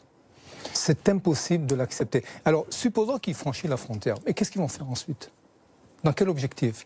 À écouter les leaders du Hamas. Et je tiens à souligner, c'est une organisation terroriste islamiste, et non pas un mouvement islamiste tout court. C'est une organisation terroriste reconnue en tant que telle par la France, par les États-Unis, par l'Union européenne. Et ce que Hamas fait actuellement, c'est une manipulation, une instrumentalisation de la population gazaouite. Plus il y a des blessés, plus il y a des morts, et le Hamas se réjouit. Parce que le Hamas n'a aucun soutien au sein de la population gazaouite. Mounir Anastas. Il faut vraiment se retenir. Vous remarquez que je me suis forcé à me retenir devant toutes ces bêtises. C'est un terme gentil. Parce mais que, vous êtes toujours parce que toujours, oui, mais toujours retourner les choses. Hamas, vous ne connaissez rien que Hamas. Là, ce qui se passe, c'est beaucoup plus grave. Là, on est en train de parler d'un massacre. Il y a votre représentant, le représentant de l'armée d'occupation qui venait de passer sur votre reportage, il a dit les femmes et les enfants et les gens qui étaient devant les frontières étaient désarmés. Donc on est d'accord, c'est des manifestants pacifistes. Il n'y avait pas des gens armés. Il lançait, il le disait aussi, votre reportage. On a bien vu dans le reportage des cocktails Molotov. Ne m'interrompez pas, s'il vous plaît. On a vu justement dans le reportage, ça a été dit, des projectiles de fortune. C'est le terme qui a été employé par votre journaliste. Effectivement, ces jeunes, ils viennent avec des projectiles de fortune et il ne faut pas oublier la topographie des lieux. En réalité, entre l'armée d'occupation et entre les manifestants, il y a une distance, à part les barrières et tout ça, il y a une distance qui dépasse les 200 à 300 mètres. Donc, 300 mètres ou 200 mètres, vous imaginez ce que ça fait avec leurs projectiles de fortune. Donc, et me dire que l'armée d'occupation qui est armée jusqu'aux dents, est en péril à cause de ces quelques gamins. Alors je pose une question, oublions le nombre, oublions les 55... l'armée israélienne a détruit un tunnel de terrorisme. Voilà, on revient.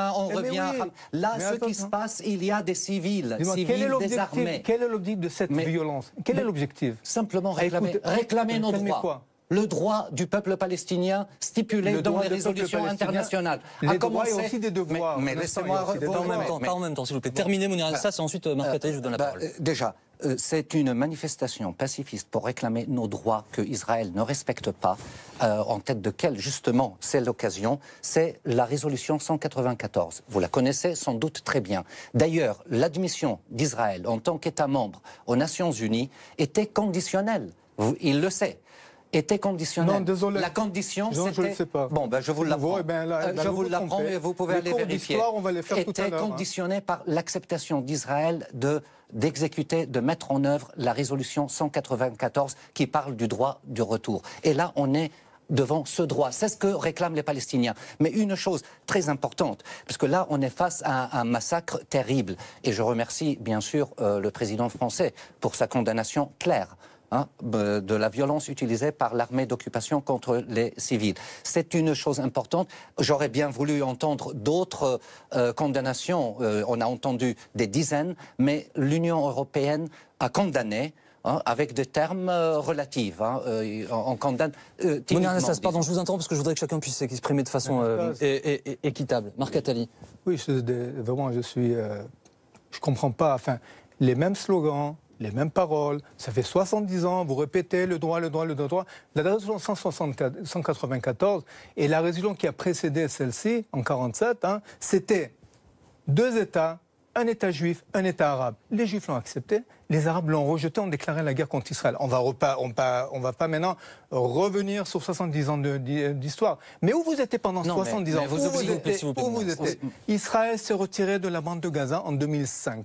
Le Hamas, après un coup d'État, il chasse l'autorité palestinienne, il massacre des membres de l'autorité palestinienne. Depuis 2005, Gaza, depuis 2005, tu peux pas nier ça, depuis 2005, Gaza est sous le contrôle d'un régime totalitaire, islamiste, fanatique, terroriste, qui prend en otage toute une population.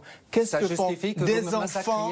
Qu'est-ce que font des enfants, des femmes et des vieillards dans une zone de combat? Mais qu'est-ce qu'ils font là-bas? Et quel est l'objectif de cette manifestation? On a bien écouté les leaders du Hamas, abat le zionisme, abat Israël. Israël, pour le Hamas, ne doit pas exister. C'est ça. On peut revenir au sujet de notre débat. Frontière. Notre sujet aujourd'hui, c'est le transfert de l'ambassade des États-Unis à Jérusalem et ses conséquences. C'est un jour historique. Oui, historique. C'est un jour noir. Un jour noir. C'est un jour historique. Il était temps que Jérusalem soit reconnue en tant que la capitale. S'il vous plaît, Mounir Anastace. J'ai une question. S'il vous plaît, Marc Attali. Une question. Tu peux commencer jusqu'à demain matin, mais tu ne pourras pas changer l'effet historique. Non, je ne vais pas changer l'histoire, mais vous n'allez pas changer non plus le droit international. Les résolutions internationales, oublions 194, le droit de retour, qui est encore valable et que nous réclamons d'être mis en œuvre. Et vous oubliez 242, 252, 476, 23, 34, etc. Il y a des dizaines et des dizaines de résolutions, pas seulement de l'Assemblée générale. Est-ce que tu n'as jamais vu un plan de paix palestinien? Non, pardonnez-moi. Est-ce que tu as vu un plan de paix palestinien? Oui, c'est clair, mais notre président l'a répété 10 000 fois. Il l'a répété la semaine dernière, il y a 2 semaines, avec un discours antisémite. Mais laissez-moi répondre. Avec un discours antisémite. S'il vous plaît, Marc Attali, que chacun puisse s'exprimer, qu'on comprenne bien le point de vue de chacun. Notre plan est clair. Notre président et tous nos leaders l'ont exprimé clairement. Notre but est clair, nous ne voulons rien d'autre que ce que nous donne le droit international, c'est-à-dire les frontières de 67, y compris Jérusalem-Est. Ça a été consigné dans plusieurs résolutions. Notre plan pour la paix est simple. Nous vivons côte à côte, 2 États. Mais malheureusement, on a l'impression, pas l'impression maintenant, la réalité sur le terrain nous démontre que Netanyahou et son gouvernement ne veulent pas de solution à 2 États. Ils ne veulent pas, par les actions qu'ils mènent sur le terrain. Est-ce que vous pensez que la continuité territoriale existe en Cisjordanie actuellement? Est-ce que vous savez combien de barrages y a-t-il en Cisjordanie? Oui, pour éviter le terrorisme. Les attentats suicides, c'est vous que vous les avez inventés. Excusez-moi, s'il vous plaît, messieurs, excusez-moi. Quelle est la date de la dernière attentat? Quelle est la date de la dernière attentat? Vous ont été kidnappés, ça vous fait êtes combien d'années il n'y a pas eu de terrorisme. Des jeunes à travers le monde ont grandi sur le modèle du terrorisme. Excusez-moi, messieurs, juste essayons de donner une autre image que celle-là. Marc Attali, s'il vous plaît. Marc Attali, s'il vous plaît. Que répondez-vous pour nos téléspectateurs à Mounir Anastace qui vous dit, nous, ce qu'on veut, ce sont les plans de 67. Voilà, c'est cette solution à 2 États qui cohabitent. Le Premier ministre israélien, depuis des mois, fait appel à Mahmoud Abbas de retourner sans condition préalable à la table des négociations. Et ce qu'on reçoit en retour, c'est un silence. Un silence. Ce qu'on reçoit en retour, c'est un speech, un discours, il y a une dizaine de jours, antisémite. Mais ce n'est même pas vrai. Mais quel est le... Eh bien, il faut lire les discours, c'était même... il faut voir BFM TV, ils ont fait même un reportage là-dessus. Des propos antisémites, des propos virulents à l'égard d'Israël. Mais c'est ça la réponse de Mahmoud Abbas. Alors que le Premier ministre israélien dit on retourne à la table de négociation sans conditions préalables et on parle de tout. Mais ce qu'on Donc vous nous dites ce soir que Benjamin Netanyahou est prêt à parler de tout. Mais Benjamin Netanyahou, il a dit à plusieurs reprises, il a dit même quand il était à l'ONU à plusieurs reprises. Mais ce qu'on entend de Mahmoud Abbas, c'est un silence total. Juste sur cette question, pour qu'on essaie d'avancer, Marc Attali, s'il vous plaît, qu'on essaie d'avancer. Mounir Nastas, vous répondez quoi à ce que vous dit Marc Attali? On demande de discuter, mais on ne répond pas du côté palestinien. Ce n'est pas vrai. De notre côté, le président Abbas a toujours exprimé sa volonté de négocier. Mais à chaque fois qu'on voulait retourner à la table de négociation, M. Netanyahou avait des conditions. Par exemple, première condition qu'il impose, c'est de reconnaître la judaïté de l'État. Que l'État... Mais vous dites sans condition, mais voilà la condition à laquelle nous ne pouvons pas, absolument pas accepter. Le problème juste s'il vous plaît, Marc Attali, que Mounir Nastas poursuive. Donc le manque d'acceptation de la légitimité de l'État d'Israël. S'il vous plaît, Marc Attali. À un point, du peuple juif. Vous dites que... Vous l'avez nié auparavant, vous le niez actuellement, et vous allez le nier. S'il vous plaît, messieurs. Vous dites que... Mounir Nastas, c'est au bout de votre propos. Voilà, il dit que le président Abbas refuse, il ne répond pas aux invitations. Mais on connaît l'invitation de M. Netanyahou. Il lui dit, reconnaissez la judaïté de l'État et on est prêt à négocier. Mais bien sûr, ça, on ne peut pas. Ça, c'est votre affaire. Chaque État se détermine. La France ne nous demande pas de la reconnaître en tant qu'État laïque. Personne ne nous demande de le reconnaître comme un État musulman, chrétien ou laïque ou juif. Il n'y a qu'Israël qui demande ça. C'est pour ça qu'Israël n'existe pas dans les manuels scolaires palestiniens, n'est-ce pas? Non, là, vous changez encore de sujet. Ce qu'on enseigne à l'école, Israël n'existe pas. Et c'est pour ça que la Palestine n'existe pas dans vos livres aussi, et que la Nakba n'existe pas. Vous savez ce qui m'étonne? Mais dans vos livres aussi. Donc ne changeons pas de sujet. Vous savez ce qui m'étonne? Je peux finir. C'est qu'à propos du Hamas, voilà, on revient à Hamas. Excusez-moi, on va s'arrêter là, messieurs. On va s'arrêter là, je suis désolé, tant qu'il nous imparti est terminé. Mais merci d'avoir... Simplement, c'est trop facile. Merci d'être venu. Il y a une leçon historique à reprendre. Ça ne va pas être mauvais pour eux. Écoutez, s'il vous plaît, je suis obligé de vous couper. Merci d'avoir été avec nous. Messieurs, s'il vous plaît, essayez d'échanger sur ce plateau. Merci d'avoir essayé d'échanger sur ce plateau ce soir sur BFM TV. On va clore cette page. Pour l'instant, on y reviendra dans quelques instants. On va revenir en France avec l'enquête qui a eu lieu après l'attentat samedi soir à Paris. Plusieurs proches du terroriste ont été arrêtés. Après ses parents, c'est un de ses plus proches amis qui a été placé en garde à vue. Reportage Émeric Barraud avec les équipes BFM TV.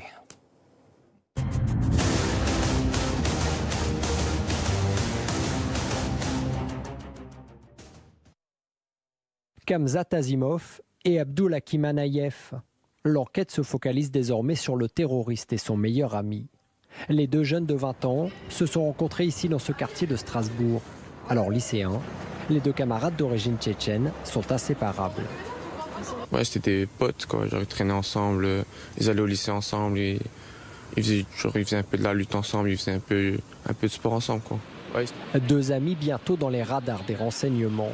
L'auteur de l'attentat de samedi soir à Paris, Khamzat Azimov, était fiché S depuis l'été 2016 et inscrit au fichier des signalements pour la prévention et la radicalisation à caractère terroriste.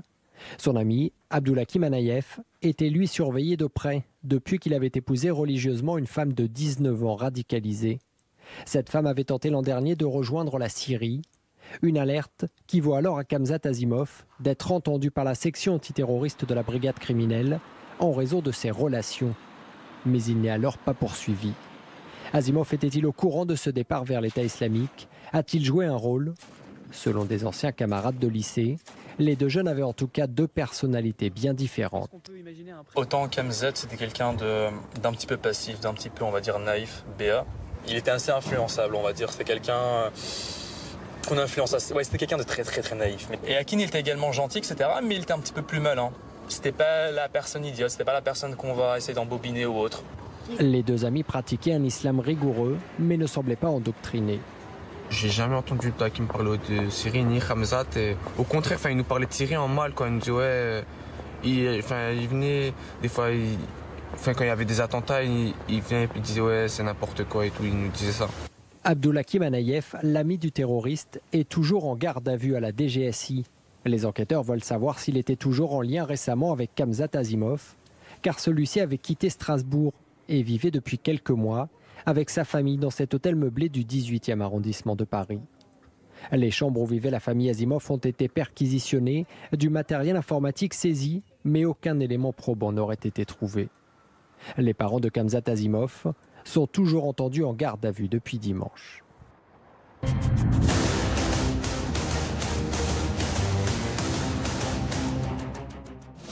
Dans un instant, suite de Grand Angle, nous reviendrons sur cette journée de lundi à Jérusalem et à Gaza. À Jérusalem, les sourires pour l'inauguration de l'ambassade américaine déplacée de Tel Aviv à Gaza. Ces tirs de l'armée israélienne pour repousser des manifestants qui étaient massés à la frontière. Le bilan ce soir est très lourd. 55 Palestiniens ont été tués.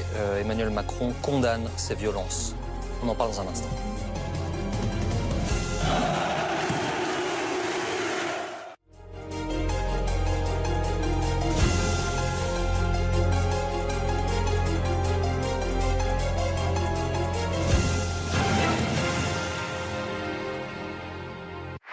Retrouvez votre programme avec Allianz, assureur des particuliers et des professionnels.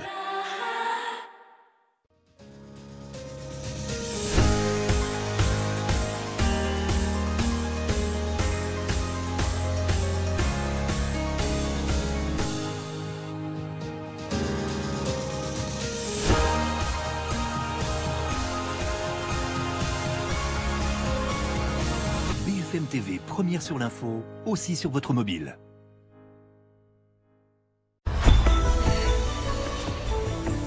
Retrouvez l'appli BFM TV sur votre tablette. Et si on réinventait la recherche immobilière? Avec bienici.com, explorez votre futur quartier et trouvez toutes les annonces qui correspondent à vos envies. Bienici.com, la meilleure façon de trouver votre futur logement. Pourquoi est-ce qu'on garderait toujours les mêmes habitudes? Pourquoi est-ce qu'on se réveillerait toujours au même endroit? Qui a décidé pour nous qu'un week-end, c'était 2 jours et pas plus? On allait toujours promener le chien en bas de l'immeuble, s'habiller comme ses collègues, travailler tout le temps dans un bureau. Et si on changeait d'avis sur un coup de tête? Et si on partait quand on en a envie? Nouveau Skoda Karoq, tracez votre propre chemin. Découvrez-le à partir de 259 € par mois. Je t'aime, mon amour. Où es-tu? Saphir orange, enthousiasme. Saphir rose, bonheur. Saphir jaune, énergie. Saphir violet, mystique. Émeraude verte, espoir. Rubis rouge, passion. Saphir bleu, harmonie. Je t'aime, mon amour. Mauboussin, capsule d'émotion. Avec Zoé, roulez en liberté. Libre de vivre les sensations de la conduite électrique, de goûter à des expériences inédites. Libre de pouvoir recharger simplement, chez vous ou ailleurs. Libre d'écouter la mer, la route ou juste le silence. Renault Zoé, la meilleure autonomie de sa catégorie. Renault Zoé, à partir de 129 € par mois, prix et son installation incluse.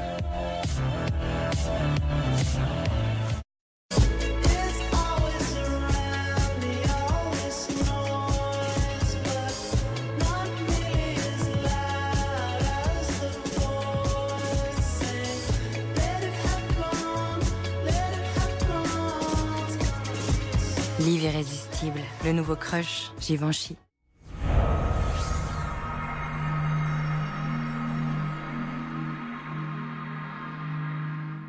Avec Fleury Michon, vous allez changer de point de vue sur la salade. Fraîche. Gourmande. Croquante. Votre salade jarre par Fleury Michon prend de la hauteur au rayon frais. 6 nouvelles recettes vertigineuses. Fleury Michon, aidez les hommes à manger mieux chaque jour.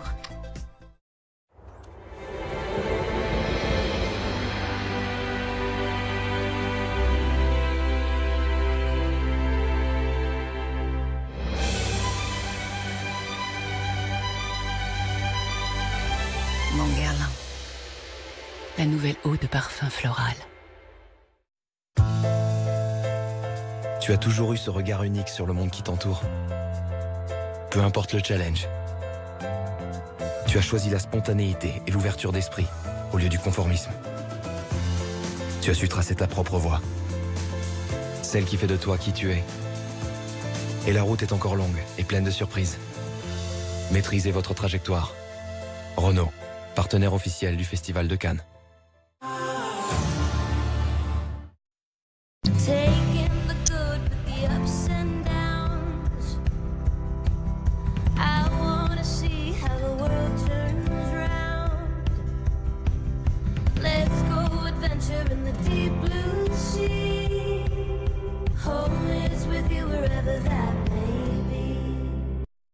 Société Générale et BFM Business s'engagent auprès des entrepreneurs pour les aider à se développer et à devenir plus grands, plus forts.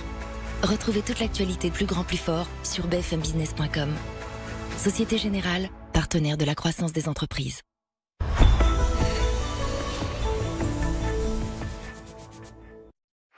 Retrouvez votre programme avec Allianz, assureur des particuliers et des professionnels.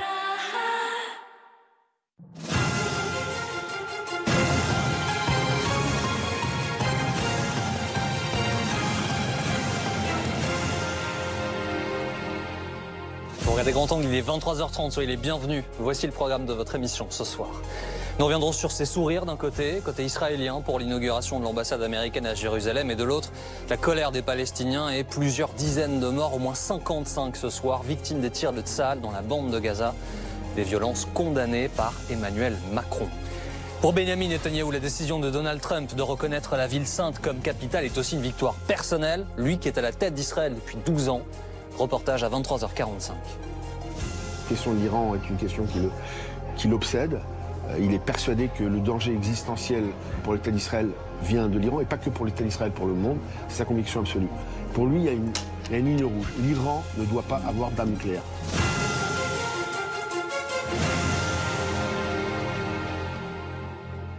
Cette journée de lundi restera sans doute gravée dans la longue histoire qui oppose Israël et la Palestine.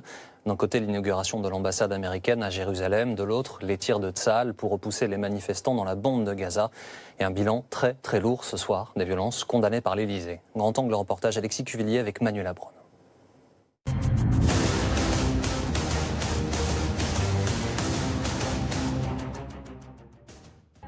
Au milieu des affrontements, des femmes et des enfants.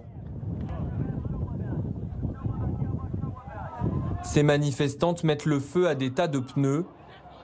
Une épaisse fumée noire s'en échappe.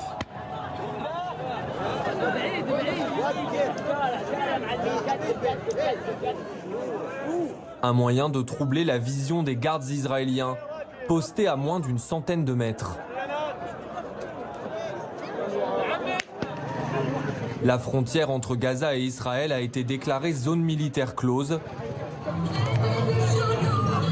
Mais des dizaines de milliers de Palestiniens ont bravé l'interdiction.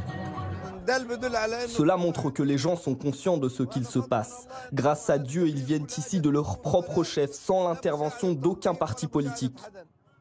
Ceci est une intifada lancée par notre peuple pour lui permettre de retrouver sa terre d'origine. La raison de leur colère, c'est un événement historique à une centaine de kilomètres de là.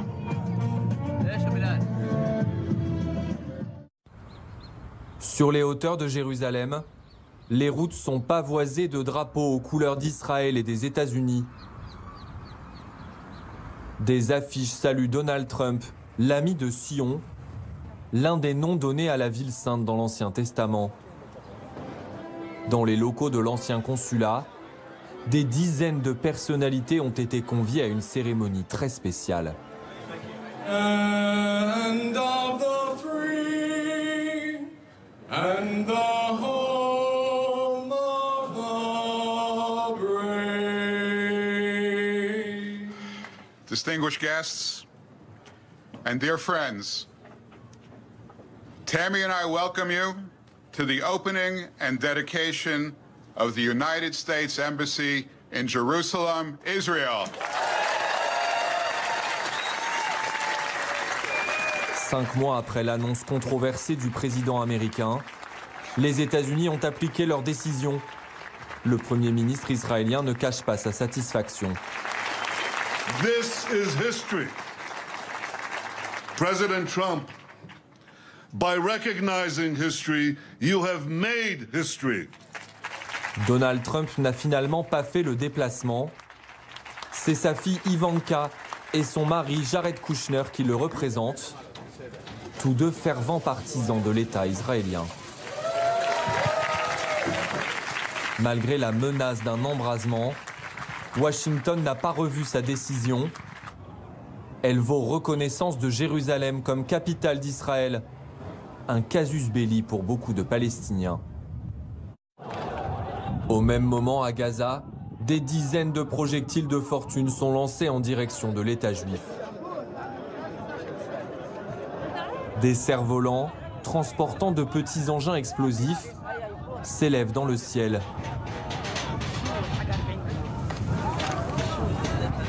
Israël riposte aussi par les airs. Des drones envoient des dizaines de grenades lacrymogènes au sol.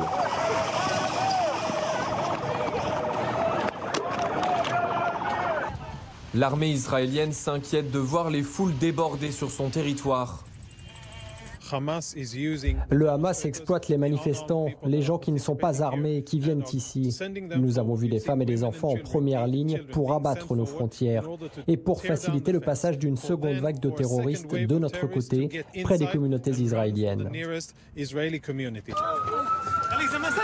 En riposte, des tirs à armes létales sont dirigés vers les manifestants. Selon les autorités palestiniennes, le bilan est très lourd, au moins une cinquantaine de morts.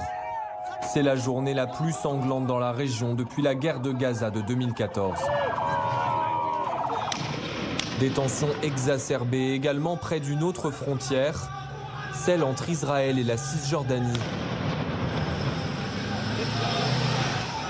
À Bethléem, l'armée tire des grenades assourdissantes pour disperser les manifestants. Ils protestent même jusqu'aux abords de la nouvelle ambassade. Palestiniens et Arabes israéliens, leur cortège est réprimé par les policiers.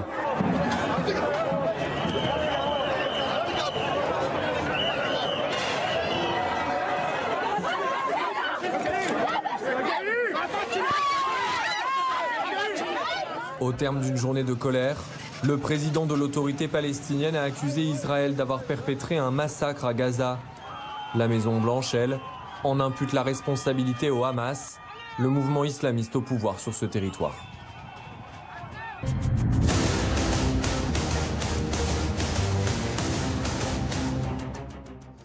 Le déménagement de cette ambassade à Jérusalem, l'ambassade américaine, qui est une victoire personnelle pour Benyamin Netanyahou. On vous explique pourquoi dans un instant. Restez avec nous.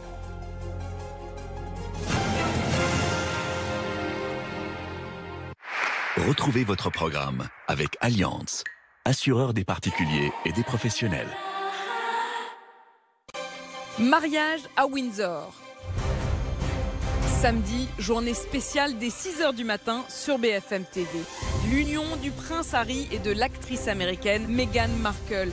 Des centaines de milliers de Britanniques rassemblés. À 13h, en direct, la cérémonie religieuse, les mariés en calèche dans les rues de Windsor, avec nos spécialistes de l'Angleterre et de la famille royale et nos envoyés spéciaux mariage princier. Nous vous donnons rendez-vous samedi, journée spéciale dès 6h du matin sur BFM TV.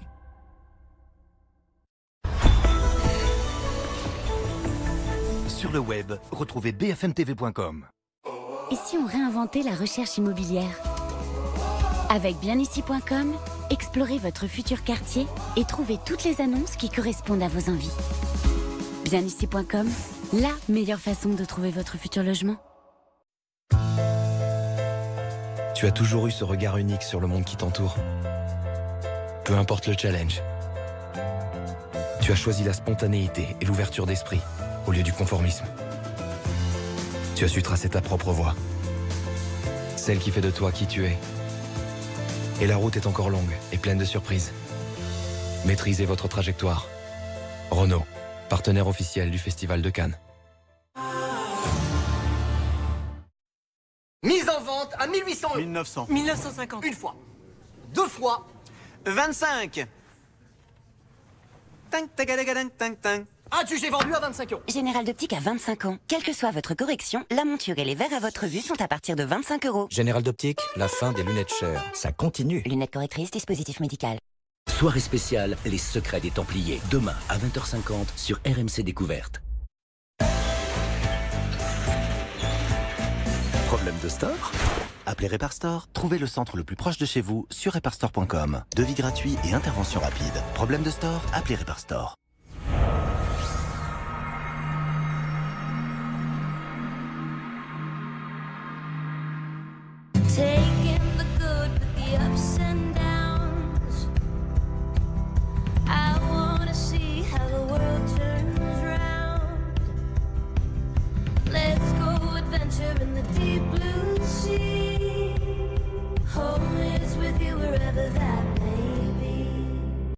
Interruption spéciale.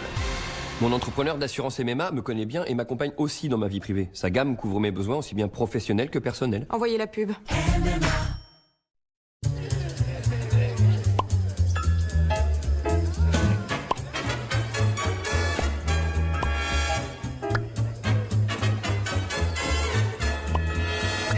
Les nouveaux gazpachos innocents, les gazpachos, qui vont vous chambouler la dos. Innocent, le bon côté des choses.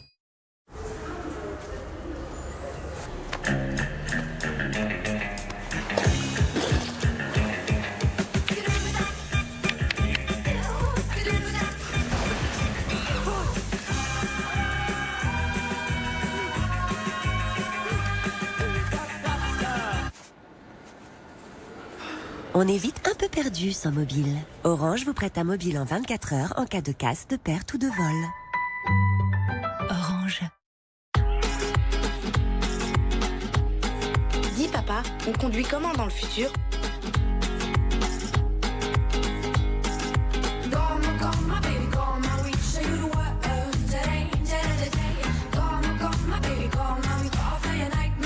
Renault Scénic, la technologie au quotidien.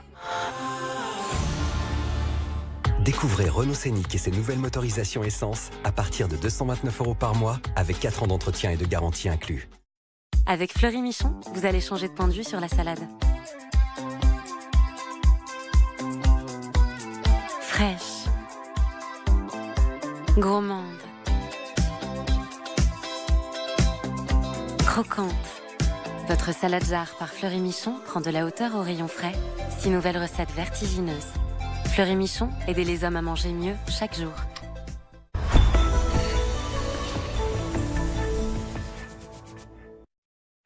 Retrouvez votre programme avec Allianz, assureur des particuliers et des professionnels.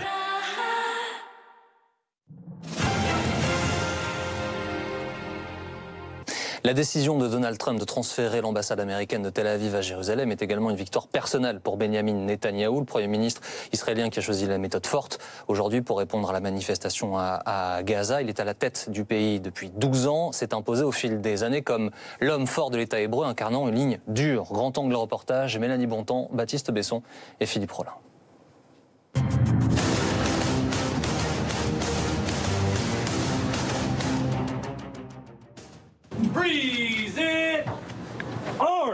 Devant une assemblée solennelle, l'hymne américain résonne.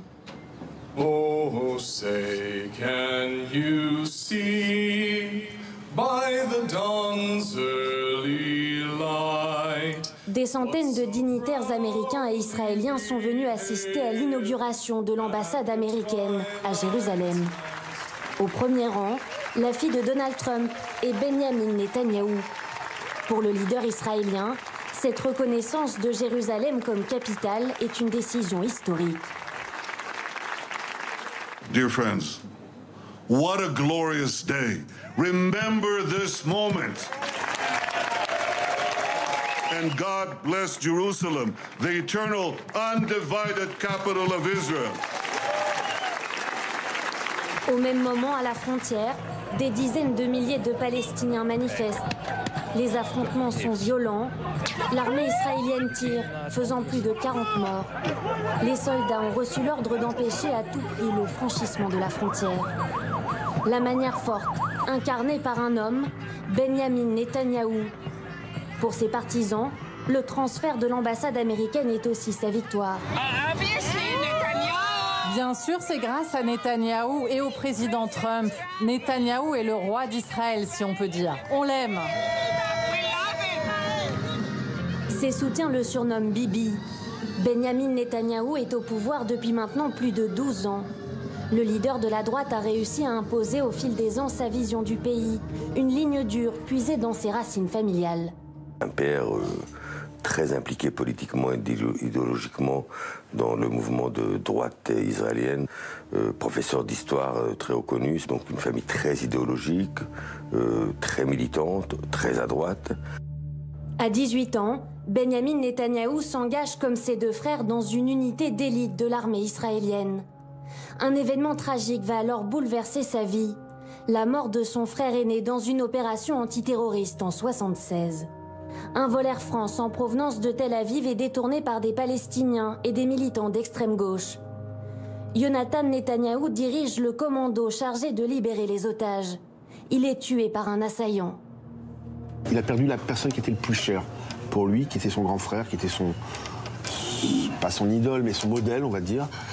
Ça l'a forcément marqué. Et donc il s'est engagé au service de son pays. Il n'était pas destiné forcément à faire de la politique, c'est un garçon qui est brillant, qui est passionné d'histoire. Benyamin Netanyahou se lance alors dans la diplomatie. Sur ces images de 83, il répond à des journalistes américains, visiblement à l'aise. Le jeune diplomate a passé une partie de son enfance aux États-Unis. Well, I hope it'll bring us a step closer to peace in the Middle East. Il s'impose progressivement au sein du Likoud, la droite israélienne. En 1996, il devient à l'âge de 47 ans le plus jeune chef de gouvernement de l'histoire du pays. C'est entouré par la foule que Benyamin Netanyahou s'est rendu ce soir devant le mur des lamentations. Sa première prière de Premier ministre. Il est réélu 10 ans plus tard sur une politique de fermeté, notamment sur la question palestinienne. Charles Anderlin a été correspondant à Jérusalem pendant plus de 30 ans. Lors la dernière campagne électorale, Netanyahou s'est répandu au sein des mouvements de droite et dans la presse de droite. Votez pour moi, il n'y aura pas d'État palestinien. Netanyahou est farouchement opposé à la notion d'État palestinien, qui pour lui serait un danger mortel pour l'État d'Israël. Benyamin Netanyahou est aussi un partisan de la colonisation. Depuis son retour au pouvoir en 2009, plus de 14 000 logements ont été construits en violation du droit international. En février, le leader israélien légalise ainsi une colonie sauvage après le meurtre d'un colon israélien en Cisjordanie. הממשלה תסדיר היום את המעמד של חוות גלעד כדי לאפשר המשך של חיים סדירים במקום מול המרצחים, מיצוי הדין, מול מקדשי המוות, אנחנו מקדשים את החיים. זוהי תמצית המדיניות של הממשלה. Un discours qualifié de dur et de sécuritaire. Mais pour ce géopolitologue, la ligne de Netanyahou offre une réponse aux inquiétudes d'une partie de la population israélienne. Il n'y a presque pas d'attentats. Et ça, les Israéliens, et on peut le comprendre, rendent grâce là aussi à Netanyahou de cette situation. Il y en a eu ces dernières années, il y a des tensions à la frontière avec Gaza, rien à voir avec ce qui s'était produit dans les années 70, dans les années 90, dans les années 2000, où là, les bus, les discothèques, les restaurants sautaient à un rythme pratiquement hebdomadaire. Benyamin Netanyahou n'hésite pas à jouer de cette image de protecteur. Dans ce clip de campagne humoristique de 2015, il incarne un babysitter. איזה כבוד. מה אתה עושה פה? הזמנתם בייביסיטר? קיבלתם ביביסיטר. איפה הילדים? אבל אתה ראש הממשלה. בבחירות הקרובות אתם בוחרים מי ישמור על הילדים שלנו. Un sens de la communication qu'il sait aussi utiliser sur la scène internationale, notamment face à son ennemi numéro 1, l'Iran. Le Premier ministre israélien multiplie les avertissements, comme avec ce schéma brandi devant l'Assemblée des Nations Unies en 2012. Une représentation du niveau d'enrichissement en uranium nécessaire à la fabrication d'une bombe nucléaire. Where should a red line be drawn? A red line should be drawn right here. La question de l'Iran est une question qui l'obsède. Il est persuadé que le danger existentiel pour l'État d'Israël vient de l'Iran, et pas que pour l'État d'Israël, pour le monde. C'est sa conviction absolue. Pour lui, il y a une ligne rouge. L'Iran ne doit pas avoir d'armes nucléaires, à tout prix. Farouchement opposé à l'accord international signé en 2015 avec Téhéran, il organise le mois dernier une conférence de presse pour démontrer l'existence d'un programme nucléaire iranien caché. Tonight we're going to show you something that the world has never seen before. Une mise en scène théâtrale devant une bibliothèque remplie de documents secrets. And here's what we got. 55,000 pages. Another 55,000 files on 183 CDs. Des éléments théoriques ou anciens, les preuves du dirigeant israélien sont contestées par une partie de la communauté internationale. Mais l'effet est assuré. Quelques jours plus tard, Donald Trump dénonce l'accord. De quoi renforcer encore un peu plus la légitimité du dirigeant aux yeux de son électorat. Comme son allié américain, l'homme fort d'Israël est aussi connu pour ses phrases chocs. Elle crée régulièrement la polémique. En 2015, devant le Congrès sioniste, il explique ainsi que c'est le moufti de Jérusalem qui a suggéré en 1941 à Hitler la solution finale. He had a central role in fomenting the final solution. And Haj Amin al-Husseini went to Hitler and said, if you expel them, they'll all come here. So what should I do with them? He asked. He said, burn them. Autre dossier polémique, les critiques sur le train de vie du couple Netanyahou et les accusations de corruption. Elles portent notamment sur les cadeaux de chefs d'entreprise ou encore sur un accord passé avec le propriétaire d'un journal. En février, la police israélienne a recommandé sa mise en examen dans 2 dossiers. Mais les affaires ne semblent pas entamer sa popularité. Une partie de l'opinion a tendance à croire qu'il y a derrière ces enquêtes un parfum de complot organisé par les opposants contre lui. Une partie de l'opinion considère qu'au fond, même s'il en a un peu croqué, après tout le monde croque un petit peu, et que malgré tout, le plus important, ça reste la défense du pays, et que par conséquent, il faut le garder. Selon les derniers sondages, en cas de nouvelle élection, Benyamin Netanyahou et son parti obtiendraient encore plus de sièges au Parlement.